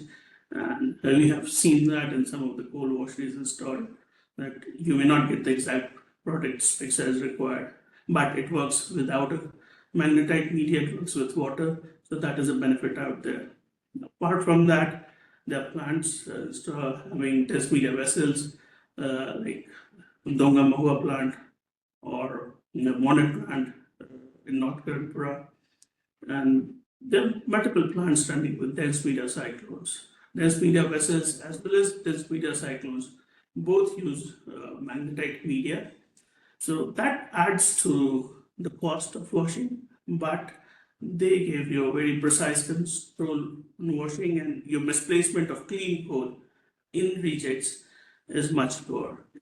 On the fine side, when I say fine, it can be -1 millimeters or -0.5 millimeters, depending on the coal characteristics. We can use spirals, fine coal DMC, then dense media cyclones, reflux classifiers, or tetrabit separators.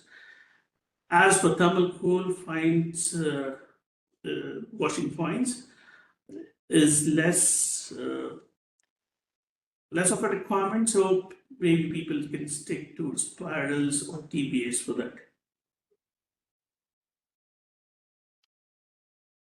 Dewatering technologies become very important when we say that washing of coal adds moisture. So this is where we need to have effective dewatering units in place in coal washery so that we can reduce the moisture, whatever is best possible, or whatever can be removed physically. Okay. On the core side, we typically use basket centrifuge. In some of the plants, we have used like a screen scroll trap centrifuges for minus 20 millimeters, and there we have seen a further reduction of 1% moisture from basket centrifuges. For intermediate fractions, say 1 to 0.25 mm fractions, we use a screen ball centrifuges, screen scroll trap centrifuges.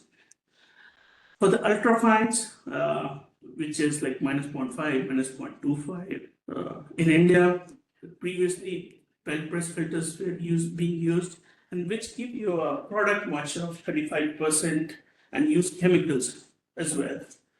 That has to be changed because now we are looking for lower product moistures, and that's why the use of filter press and HPVFs are being promoted.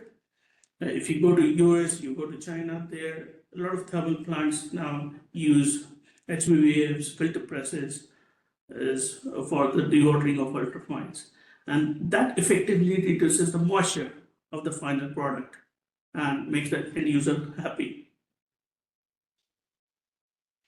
Some of the dry coal beneficiation technologies, it started with hand picking. So previously people used to see a rock, they will pick it up, but this is not a safe practice and not recommended.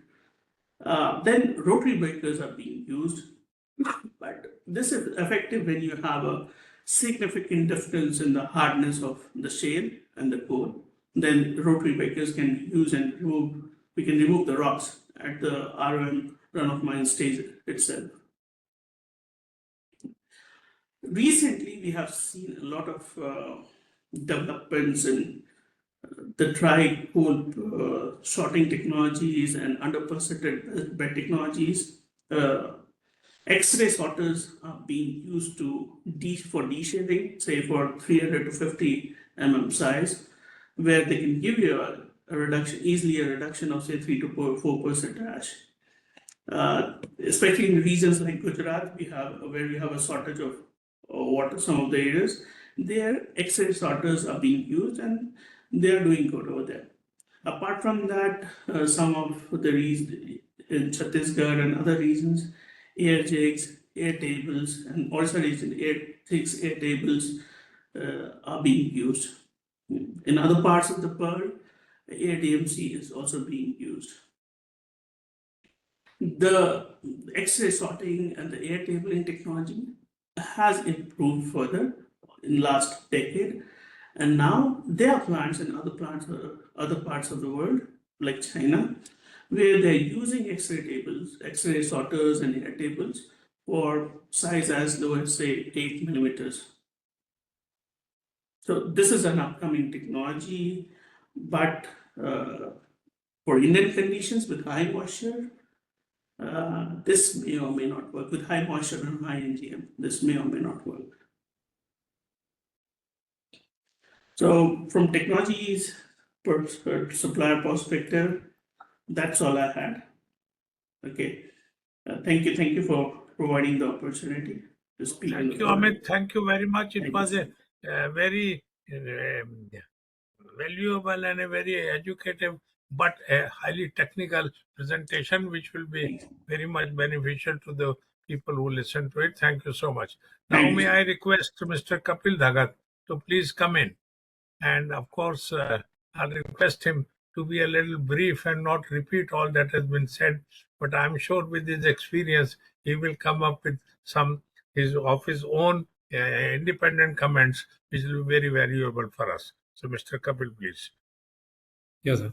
Good afternoon, sir, and thank you very much for inviting me to speak and share my views here. So, a lot has been discussed about the coal washing and the benefits and the constraints and government laws, guidelines and all.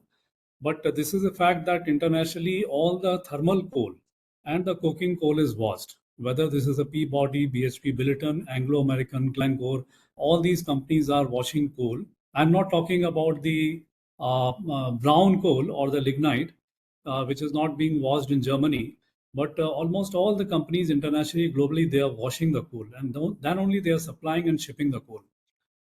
Only in India, there has been a lot of debate, and we have been discussing the commercial aspects and the technical aspects of washing. There are certain challenges which I would like to discuss. Basically, the Indian coal, it's not only that 95% of the coal is mined by open cast methods. The the very nature of the Indian coal is having high ash because of its formation by the drift theory. The coal was during the formation of the coal, a lot of mud material, clay material, and the ash was transported. That's why, and this ash is finally disseminated within the coal. So that is a bigger challenge. When we wash it, it is very difficult to remove the ash, that particular ash. So whenever the effort has been made or any technology was introduced, it was found that the finely disseminated ash that requires finely grinding of the coal. So it has started with the crushing of the coal. When it started in 1970s and 80s in Singrauli coalfield, it was thought to install primary crushers. Gyratory crushers were installed, and then we came to the secondary crushing and the tertiary crushing, so that the ash or the inorganic matter which is present in the cleats of the coal and also within the coal itself, which is finely disseminated, can be removed. So various kinds of technologies were introduced, and of late we can see that the feeder breakers and the roll crushers, double roll or the single roll crusher, sizers, all these are introduced. And because of these crushing methods, we are able to liberate the ash, and then we come to the washing methodologies, whether it is a dry methodology or wet methodologies. It was also found that the maximum ash can be liberated if the coal is crushed to a finer size. But up to what level?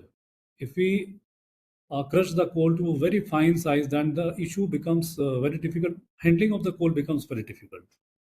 The transportation of the coal becomes very difficult.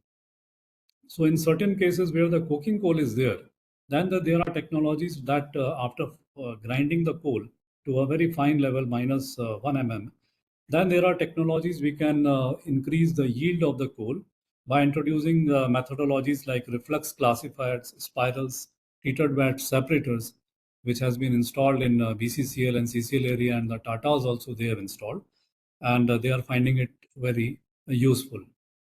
Now, if we talk about the handling of the ash and the benefit of the ash, because ash is a nuisance for all the power stations, all the users, and it becomes very difficult to handle the ash and dispose it of. Huge areas of land is required if we want to install ash dikes around the power stations, and that gives a very bad sight also. We can see lot many ash dikes through the satellite images. So to obviate this, it has been found very useful if the mining areas are nearby, then these ash can be dumped into the mine voids.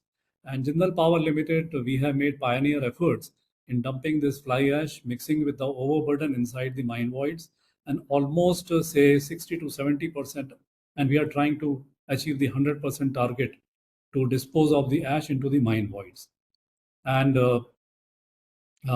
this has been continued, and many companies are trying to dispose of the voids in the nearby mines. Now there is a law also. If the mines are in the vicinity of the power station within 50 kilometers, there is a law that you must try to utilize, dispose of the ash inside the mine voids. Now, if we see the commercial mining and the power stations or the user industries, because what we are finding that 95 to 96% of the commercial coal is being utilized by the industry itself, which is within the radius of 100 kilometers. So these mines are also the target for ash. So this has been thought of, and the economics has also been made accordingly. There has been some discussion on the economics and the commercial aspect. Parthi Saab has also mentioned, and I think Talapatra was also mentioning about. So what we have found that those plants which are having fuel supply agreements, washing is always beneficial for them, be it 700 kilometers or 1000 kilometers, and it is economical compared to the imported coal in the hinterlands. But for the non-FSA holders, it becomes very challenging because they have to buy the coal either through e-auction, when there is a premium on auction coal, or if they are buying coal from a commercial mine. So it depends at what revenue share the commercial mine is. If the commercial mine is at 20% to 25%, then it becomes economical. If the commercial mine revenue share is very high, then it becomes unviable for the buyer also, because then there are taxes, duties, and many other things, and also the transportation cost.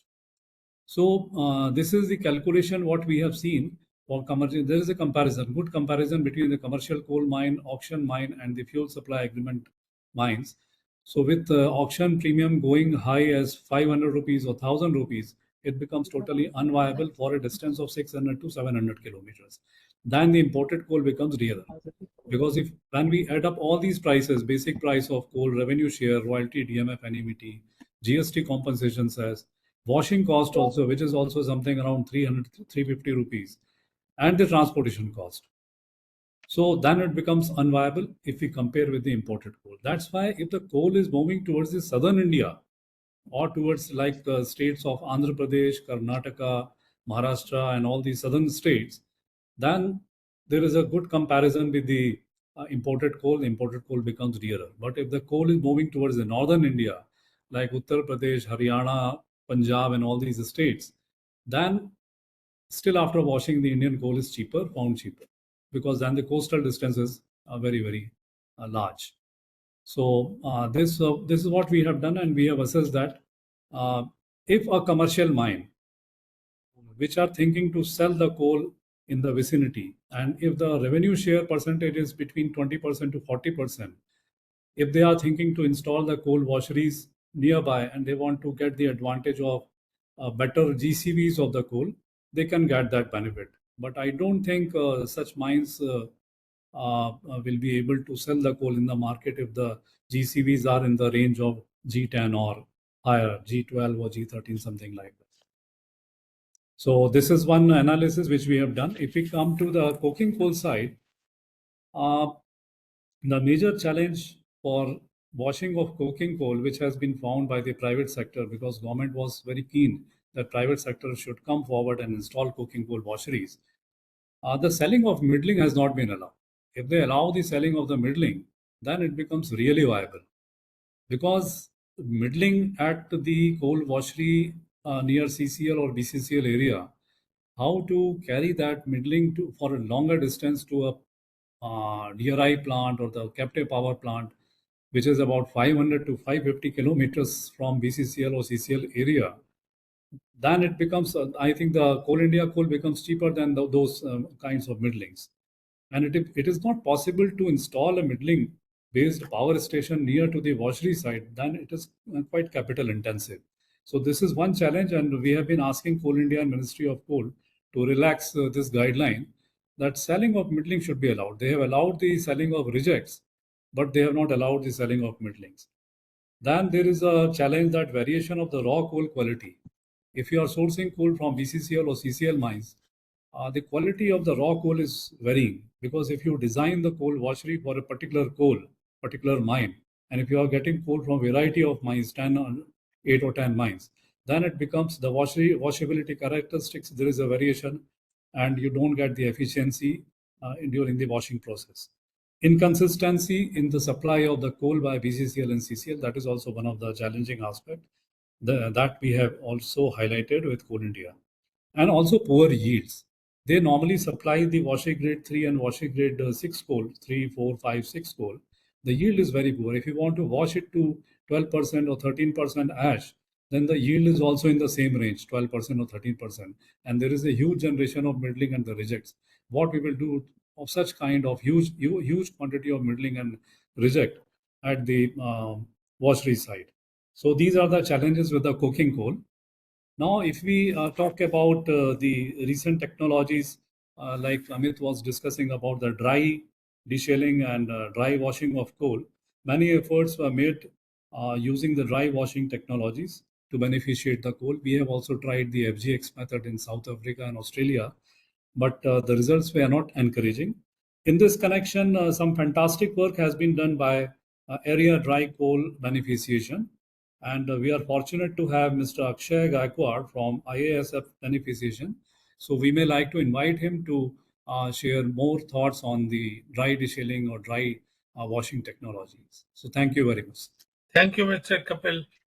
Thank you very much. And I'll request Mr. Gaikwad to please come in and really inform us and tell us about the new technology that he has developed in his plant in Pune. Thank you. Namaste, sir. Can everybody hear me? Yes. Thanks. Can everybody see my screen? Can you make it a bit louder?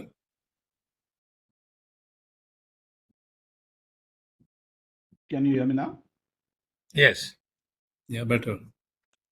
Okay, sir. So thank you so much, Kapil sir, to give me this opportunity to present our company and our work in past 4 years. Actually, we have been doing this.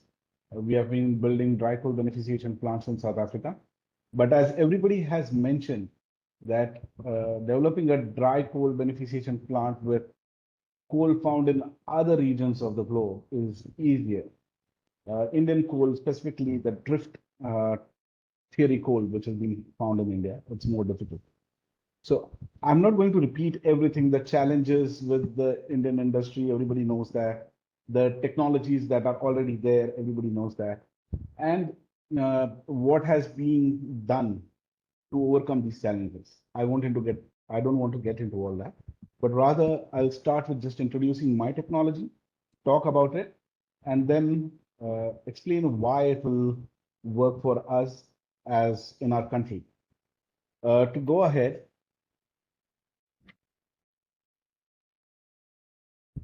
so challenge, goal, and solution. The solution part is we are 3-company tie-up. ARIA was a company formed in South Africa in 2017, and this company started manufacturing plants. We are basically plant designers. So when we started building plants in the field of airflow technologies, short blasting, dust extraction, dust collectors, air cyclones, this was my core field. In that, one of my clients who is based in South Africa, they purchased a FGX plant basically, and they installed it at Klipfontein mine. And this plant couldn't work within 3 months. Within 3 months, it started choking, all the fines started trapping inside the air table, and the airflow wasn't correct. So they called us to come and evaluate the plant, assess the plant, and give our views, what can be done to make it better or make it work. And that's what we did. 2021 was the first time I was introduced to these plants or this technology. I didn't know anything about the dry beneficiation process till then. So when we went to the plant, we saw that the only reason was the airflow wasn't good. The control, as Mr. Amit stated, the control over the product and discard wasn't correct. There was lots of middlings that were getting generated. And after recrushing also, the middlings quantity was quite high. So we did some modifications there. We tested it, and the plant started working so well that we reduced the ash from 38% to about 21% in that plant. And the client was very happy. So next year, in 2022, we got a complete order for a brand new plant to be built, complete indigenously designed, not based on FGX plant itself. And we did that. It does 500 tons per hour. And in that 500 tons per hour, we are getting yield of about 72%. So we're getting quite high yields also from the plant. Then in 2023, we were told to build 2 more modules of 500 tons per hour because the previous plant at Palesa was a success and the clients there liked what we have done. So we moved ahead.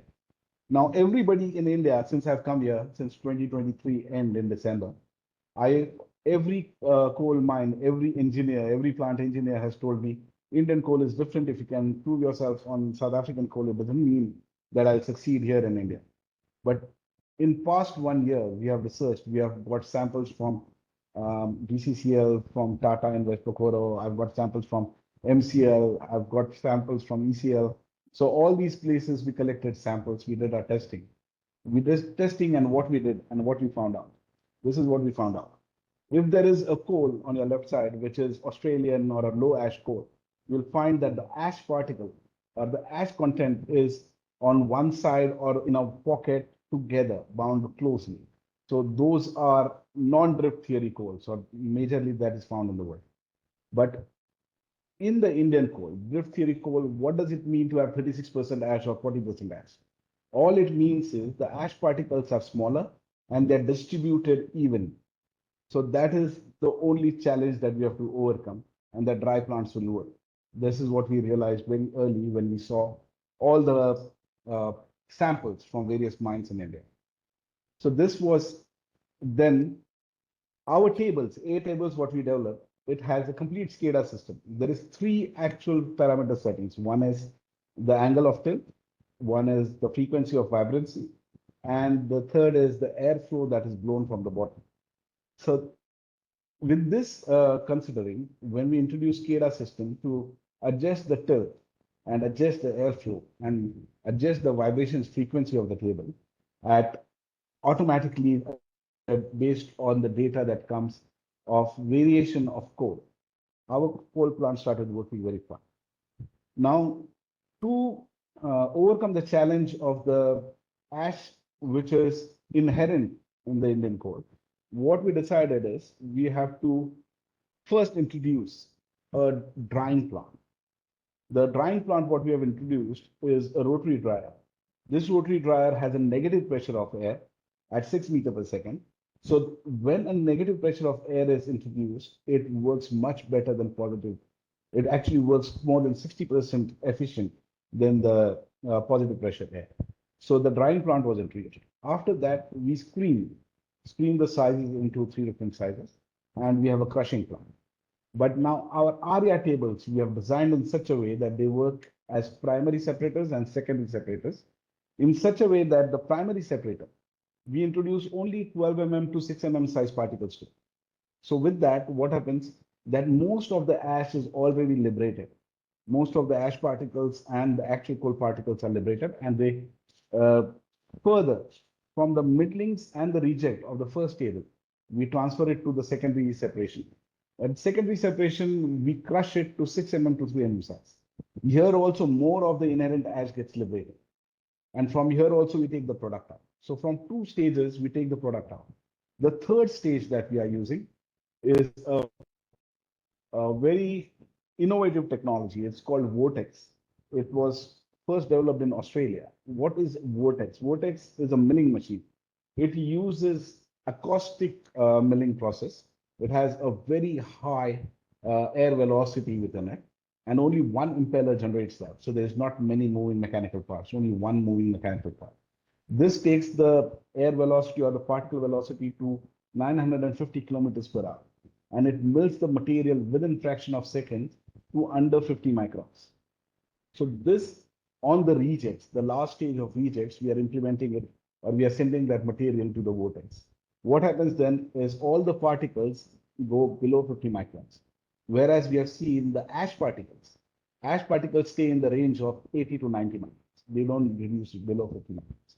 And this is where we can separate them easily in an air cyclone or air classifier. So that is why this Vortex was a breakthrough when we started researching how to work with Indian coal. The second thing that Vortex does is Vortex takes 97% of the humidity out. So even when we have used a drying plant, after that also, if there is some moisture content left, the rejects and middlings from our separator tables go to the Vortex, and 97% of the humidity is taken. Now, after this, what we are doing is we are palletizing the coal. Why to leave 50 micron coal particles? Nobody will use it. It's of no value. We can't transport it. It will fly in air. So that is the reason why we use extruder technology through which we'll palletize the coal particles in whatever sizes is required by the client. So if the client says to us 40 to 50 mm particles, we'll implement a palletizing method for that. After this, what we saw is in India, we got a small challenge with people believing that the system together will work. And then the second challenge was implementation, because there's one major problem. There's no linkage to washeries from Coal India. So the coal prices will keep differing, exactly like how Mr. Dhazak pointed out. So if there is no linkage, the coal prices can't be set. And we as a company, nobody wanted to trust us that our technology will work. So we offered to BCCL that we will build one plant with our own cables, just to prove that it will work. And we have signed a MOU with BCCL recently on that lines, that where we'll build one complete plant to showcase how this plant will work and what it will achieve.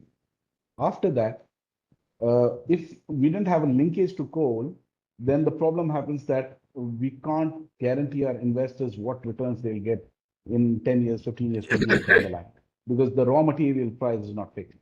So that's where we partnered with another Indian indigenous company, a company called Positronics. They are specialists in plasma gasifier, not a normal coal gasifier, but a plasma-based gasifier.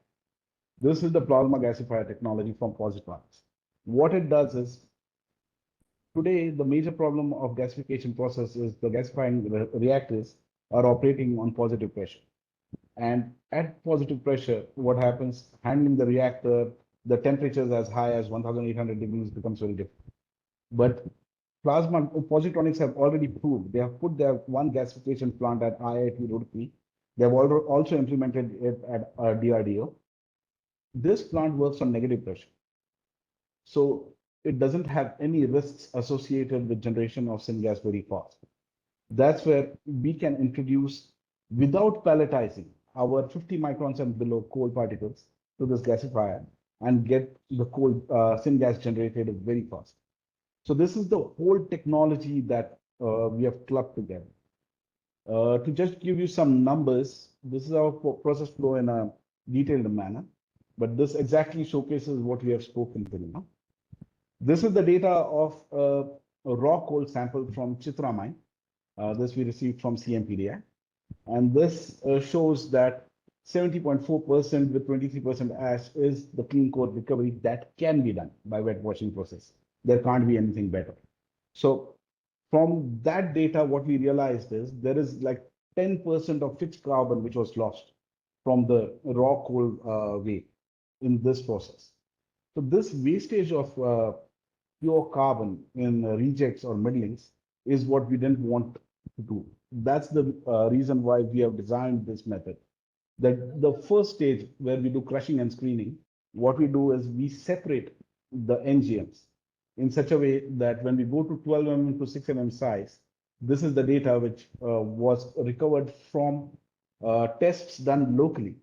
These tests were done of Indian coal by crushing them with normal jaw crushes into the size of 12 to 6 mm, 6 to 1 mm, and less than 1 mm.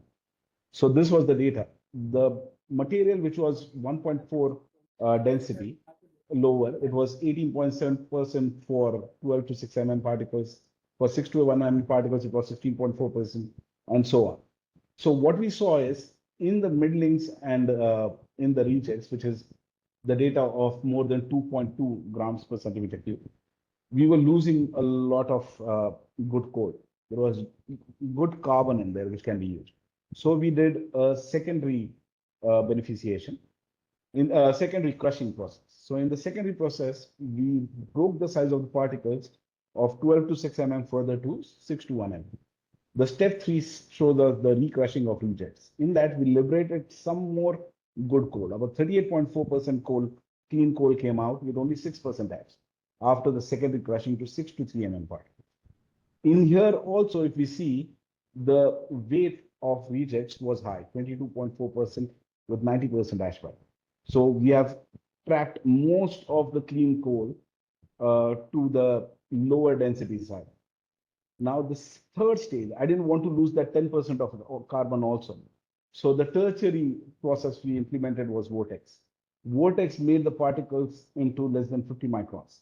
And the rejects, the alumina, silica, and the FeSO3 particles, they stay 80 micron size. So if you see the result at step 6, milled material classification, that step 6 was what we achieved finally. 67.35% was the product with only 6.92% ash, and the reject was 32.65% with 97.4% ash. So this was the result that can be achieved for Indian coal, not just any other coal. But from our beneficiation process, what we are saying is any coal can be protected. We will devise our process in such a way. We might not need to break it to 12 mm. We might break it from 25 mm will start. Like one of the tenders out now at Chitra mine is out for a dry deshelling plant, and their target ash is 29%. So we don't have to do so many steps. The target ash is 29%. We saw that only with first crushing and milling, we are achieving the result. We don't need to do the secondary beneficiation or re-crushing of the product. So that is the reason why we say that our process is dynamic. It will adapt to the coal which is brought from a specific mine, and we can devise complete process for that. Now, when we see this result, what we saw is in our plants also, there is, like any practical mechanical plant, there is some losses. These losses, we say, we counter it by saying that our organic yield is around 96%. So that is what our plant yield is. We give 64.65% of clean coal with 6.92% ash. So we reduced our yield number to cater for the losses of some coal particles getting lost in the conveyor systems, in the pockets of the cyclones, and so on. So what happens with the rejects? We don't throw them away. We don't put it in the voids of the mines. Rather, we recover aluminum, silica, and iron from the rejects with our positronics reactors, plasma-based reactors. We have 3 stages of reactors where we maintain the heat to a level where aluminum melts, where silica melts, and where iron melts. Our plasma torches are equipped to generate temperatures of more than 5,000 degrees Celsius. So we regulate them. We provide only so much power to them in pulsing manner that we get pure aluminum out, pure silica out, and pure iron out. This data is of a 500 tons per hour plant with the ash levels of 6.9%. With 6.9% ash also, we can recover 429,000 tons of aluminum every year, 714,000 tons of silica every year, and 113,000 tons of iron every year. So this recovery is what adds to the revenue. This is what the challenge is. Everybody has spoken about the challenges in India. But from my standpoint, or from a business view, I think the biggest challenge is until and unless the big corporations don't see the ROI come near it. The ROI of 6 years, 7 years, 8 years is not good enough anymore. Until and unless we don't bring the ROI to 2 years, 3 years, people are not going to invest the money in it. People are not going to take the challenge to get the environment cleaner, because cleaning the environment means increasing your ROI in further away years. So return on investment is the key. This is a comparison chart that we developed. So from the syngas that we are producing, and the dry coal beneficiation methods, we are not using water at all. So there is no tailing ponds. There is, the ash content can go as low as 5 to 8%. The syngas yield factor goes as high as 2.5. The syngas CV goes to 2,500. The coal GCV can go to 7,900. The carbon conversion efficiency can go to more than 95%. The coal gas efficiency goes to 80 to 85%. My electricity output from that syngas, such high GCV syngas, is 1,700 megawatt hour per hour. So this syngas yields nobody has seen till date, and we can produce that. If you see the carbon footprint point, we are reducing for 1 ton of coal, 2.5 tons of CO2 emissions, traditional combustion methods. We are reducing it to 1.2 half. Rather, from fly ash generated, we don't have fly ash at all. Water use, there's no water use at all. Fixed carbon lost in ash, less than 5%. So we are not losing any of the carbon in the rejects. CH4 leakage chances, there is none in our plant because it's a plasma gasifier. In the traditional combustion methods, methane can be leaked and cause problems. This is a small OPEX calculation which shows how well this OPEX is also regulated. These numbers are quite a bit. I don't know if we have time to go through it in detail, but if we can have a look at it, 6,900 crores is the figure for a 500 tons per hour plant with plasma gasification, with the recovery plant, and with the vortex implemented. These are the OPEX numbers. This is the CAPEX numbers. I can implement a 500 tons per hour plant of coal worth 17,000 crore INR rupees in India. With this plant value implementation, these are the returns. We can get revenue from syngas of 11,997 if we consider 15 rupees per NM cube, because we are producing 965,981 NM cube per hour of gas. So these are quite high numbers. Aluminum recovered, if we even consider 60 rupees a kg, we get that value. Even if we consider 40 rupees for silica, we get that value. Whereas the market prices are much higher than these. Iron recovered, even if we consider 35 rupees per kg, we get those values. So the revenue earned is 18 CR, whereas we are only invested in 23 within a year after the implementation. Obviously, the commercial starting of the plant should take place. Earnings annual against the gross profits. 11,000 CR is the gross profit first year after commercial implementation.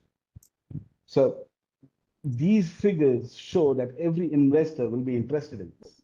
Gross profit percentage is 62%. Your ROI is 19.5 months. So after this, we thought, let's see how to go the electricity route. Let's generate electricity routes. Syngas flow 965,000 NM cube. Calorific value is 2760. Total energy input is 11,157,000. Electrical efficiency, if you consider 55% of Siemens generators, the M800 series, which are claiming to have 60% efficiency, we are only considering 55% from what Siemens is considering. The thermal power that we are getting is 3,099 megawatt hour per hour. But 55% efficiency, it brings it down to 1,700 megawatt hour. So 1,700 megawatt hour of energy can be produced from just 500 tons per hour of coal. And through that, we can recover the rejects also, minerals from the region. This is the CAPEX for electricity generation. In the previous gasification CAPEX, we added the Siemens high efficiency systems, 15,700 crore. It became 33,900 crores as CAPEX. For produce and revenue, we are selling electricity at 9 rupees. So from 9 rupees, we are generating 12,700 crores of revenue from electricity sales alone. 2,770 crores is the revenue from aluminum sales, silica sale, and iron sale. All these sales adds up to 18,900, 19,000 crores revenue. Earnings again are against ROI model. So here you see with electricity, our gross profit margin increases. It goes to 76%. Our ROI decreases. It comes to 15.88 months. From here, revenue per ton of coal, we are generating 90,000 when the coal is sold only for 2,500. So from raw coal value to the revenue, what we can generate from that 1 ton of coal is 90,000 rupees. OPEX per ton of coal is 22,000. So per ton of coal, we are only spending 22,000 rupees. And gross profit per ton of coal is 68,000. OPEX per kilowatt of electricity produced, if you see, is 5.8 kilowatt hour with our model. The CAPEX per kilowatt of electricity installed is 1.99 CR per megawatt. What can bring success to India's clean energy mission is only this. When the revenue model is great, every businessman will want to enter it. Every policymaker won't have to do any hard work because there is returns on the revenue. This is what India needs. The total gross profit percentage of our plant is 76%. ROI after commercial implementation is 16%. These are all the projects that we have already done in India, plasma gasification projects and normal coal gasification projects also, and worldwide. Most of the clients on the right are ISF Technologies South Africa clients, where we have already implemented many plants in various fields, not just in mining or processing industry. These are some of the gallery of works that we have completed in since 2017.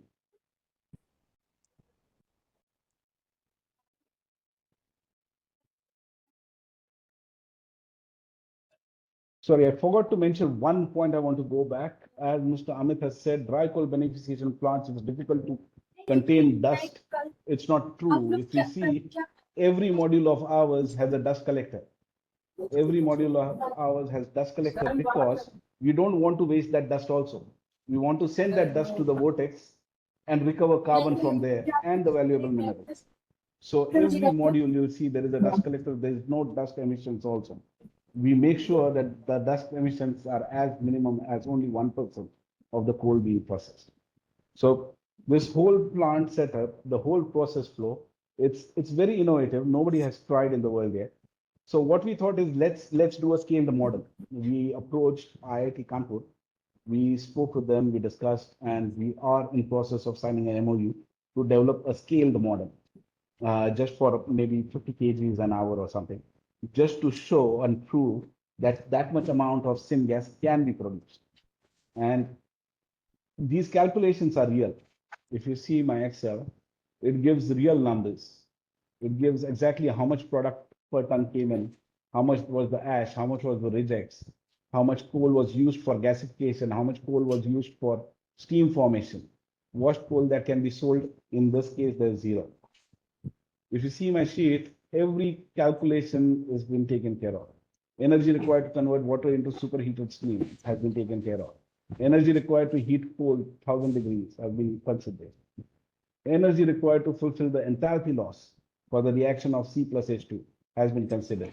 Energy available from the reaction. There is the energy which is produced by the reaction also. That has been minus. And that's how we come to plasma power required for the whole system. And that is how we have come to these conclusions. Our per coal feed tons per day, our steam feed per day, coal produced density, how much is CO produced, how much H2 is produced, how much syngas is produced. The volumetric, 57.3% of H2, CO percent is 42.7. This is very highly favorable gas percentages. Our CO to H2 ratio is 1.34. This is also desired by many companies. Plasma power required is 243. So our reactor modules will be required 305. We are not saying that it's one small plant. It is a huge plant. It takes more than 55 acres of land, this complete plant.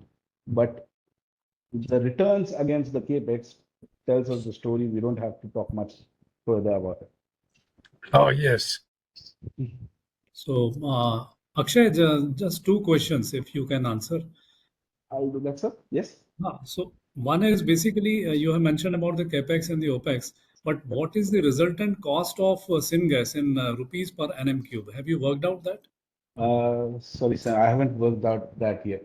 But I've got all the Excels ready. We can just It get the should be formula, sir. competitive, because if it is around 4.5 or 5 rupees or maximum 6 rupees per nm cube, then it is okay. If it is more than that, then it becomes uneconomical. Sir, I'll make a as note you of have- this. Yes. As you have mentioned about the power cost, which is 5.8 rupees per kilowatt hour, that is on the higher side. It will be difficult to sell this power. Sir, what at happens 5 is, point- in this calculation, what happens is the problem is we are not catering for the recoveries of the metals that we are doing. When you add those Okay. recoveries, this value goes down quite a bit. This is just the electricity part, but the recovery is My also third- substantial amount. Okay, that's okay.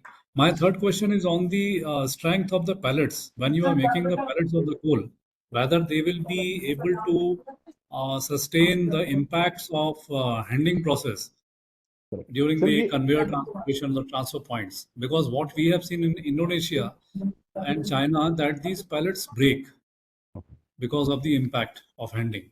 Correct. So what we saw is from the vortex, the binding properties also increase of the material that is processed in the vortex. This is the picture C and D. It doesn't just make the particles in round, smooth shapes. Rather, it makes itself jagged. So the bonding properties of it increases quite a bit. But the picture I showed you here, these pellets are made by not using any binders at all. This was just the binding nature of those particles. So what we Okay. thought is, we'll do some testing. If while handling this is breaking too easily, we'll introduce some binders. We'll try to see which binders are beneficial to be added in the syngas reactor with content of H2, H2O or C, so that our syngas purity will increase more when we use such kind of binders. So that is what So we have can thought. we see any pilot plant which is running or which So is this planned? this whole process together you can't see, sir. In South Africa at Palesa mine, you can see my just the dry coal beneficiation plant, but that coal also doesn't have so much inherent ash, and it was a Hmm. power plant application that we did. In that application, the client requirement was 22% of ash and below. So that is why it is not tuned for this what we are talking now.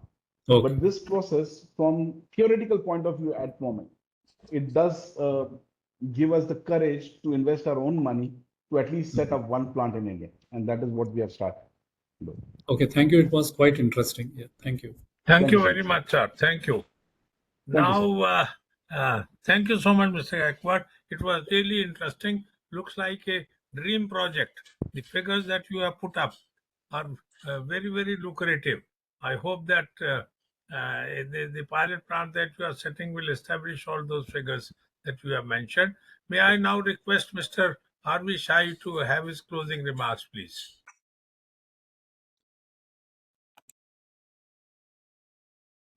Mr. Shai? I unmuted now. Okay. I think it has been a very useful deliberation for 2.5 hours. I think it's more than 2.5 hours. And particularly the last session, techno-commercial, and as you rightly said, it looks like a dream project. I think we have to adapt this whole exercise that has been done to a simple thing, that such a huge reserve of coal and now 1 billion ton plus that India will be producing. If we have to beneficiate and supply beneficiated coal to the power producers, I was interested to see that a lot of byproducts happen in the process of pure beneficiation, plasma and whatever process that you said. And therefore, the cost of beneficiation has to be offset partly by the lot of byproducts that get created when you beneficiate the coal in our coal mines and coal areas. That exercise has to be explained to the coal people and to the power people. Here the case is that we have one basket where coal is to be produced, coal has to be cleaned up and supplied to the power. And in that process, there is a cost, the process that you have said. But that process is not only the cost of beneficiation, it gives the advantage of several other byproducts that can be commercially beneficial. So finally, if we make the balance sheet of what are the costs to the coal industry or coal mine in beneficiating and supplying beneficiated coal to the power people, and to what extent that cost is balanced by the other commercial advantages they are able to get. Just to be explained that way, because this is a huge market. The very fact that the power industry would be using in terms of maybe 1.5 billion, 1.6 billion tons of coal in the next 5, 6, 7 years. So you have a huge market. It has to be also seen, till now we have been struggling, that whether it is 500 kilometer, 1000 kilometer, 200 kilometer, now this can be beneficial for any kilometer. The way you explained it looks very attractive, but this exercise has to be adapted to the needs of and the size. Here, any research project or technology project that sometimes get handicapped because the volume is not there. And the volume is enormous. A large amount of coal will have to be processed and a large amount of market will be created. So that is where Akshay, you have, where all the speakers made important contributions. Most of them, all of them, mention that beneficiating or washing or sizing, different stages of improving the quality of coal that is to be supplied are essential. I don't think in today's discussion anyone is differing on this point. Anyone is not suggesting the business as usual will be okay. We have to get away from the business as usual and try to adopt or adapt. Just a minute. Mute yourself. Yeah. adapt to a different sets of situations, the model that works. So I think this exercise and this deliberation has been very useful. We must thank on behalf of India Energy Forum all the speakers who have contributed. We have enriched our knowledge. And on the last presentation, I think there will need to be a great amount of follow-up. How do we sell this idea in the coal industry? How do we sell this idea in the power industry and the related industry? Thank you very much. Thank you very much. Now that we have done a lot of work in last 2.5 hours, I will request Mr. Grover to have a quick vote of thanks to conclude this session. Mr. Grover, please. Yes, please. You have picked up a topic which is so dear to me. I'll take the liberty of speaking something on this subject also. Because But we have please, brief, sir. you have taken a lot of, everyone except me has taken more time than diluted given. And you want Okay, carry on. everyone except Kapil Thagat. He took less time, but that's taken much more time from you till end. Anyway, Okay. now my main point is that most of the participants here have been either from the coal sector or from the power sector. Unfortunately, I have little knowledge of both the sectors and I have worked in both the places. So I have something to add here to make things understand. I know very well that most of the places, at least business outside coal is being used as manufactured coal.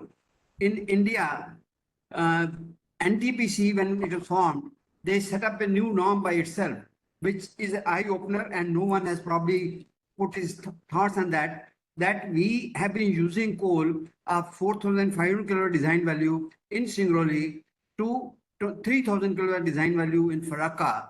And every plant was working very, very efficiently. And the norms of the country were changed because of NTPC from 505 hours to 6,007 hours. So all those things, why and how it happened, because coal we know is heterogeneous, but still in a coal mine, more or less it's same. And NTPC took the advantage of making design value for the coal, for the worst coal, for the best coal. And we have been operating at 90% level in NTPC. And this could be done. And all the power plants which would be near the mine end could have been done.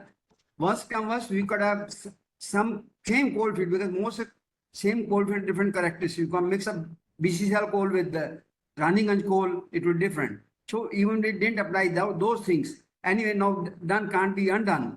But only thing now we can do is that for distant power plants, yes, the beneficial coal, and for the pitted plants or plants nearby, we should have a coal from a source to a power plant, so that we don't have from BCCL, from CCL, from ECL, all those things, because the parameters are so wide. So my only suggestion is that we should apply those things and also think of alternate use of coal, which is a topic which probably has not been addressed the way it should have been addressed. In the end, thanks everyone, right from Mr. Gautam, who started the topic, and then to Mr. Parthi, who deliberated on the subject, Mr. Shai, as usual, has the overall concept of all those things. Each and every speaker put up their best, and I must my gratitude, and on behalf of Indian Energy Forum, thanking each and everyone for the contribution and making us wiser than what we were earlier. Thank you very much. I take the opportunity to thank Mr. Grover for his very good comments. Thank you, Mr. Grover. Okay, sir. Thank you, everyone. It has been a very good session. Thank you very much. Thanks a lot. Sir,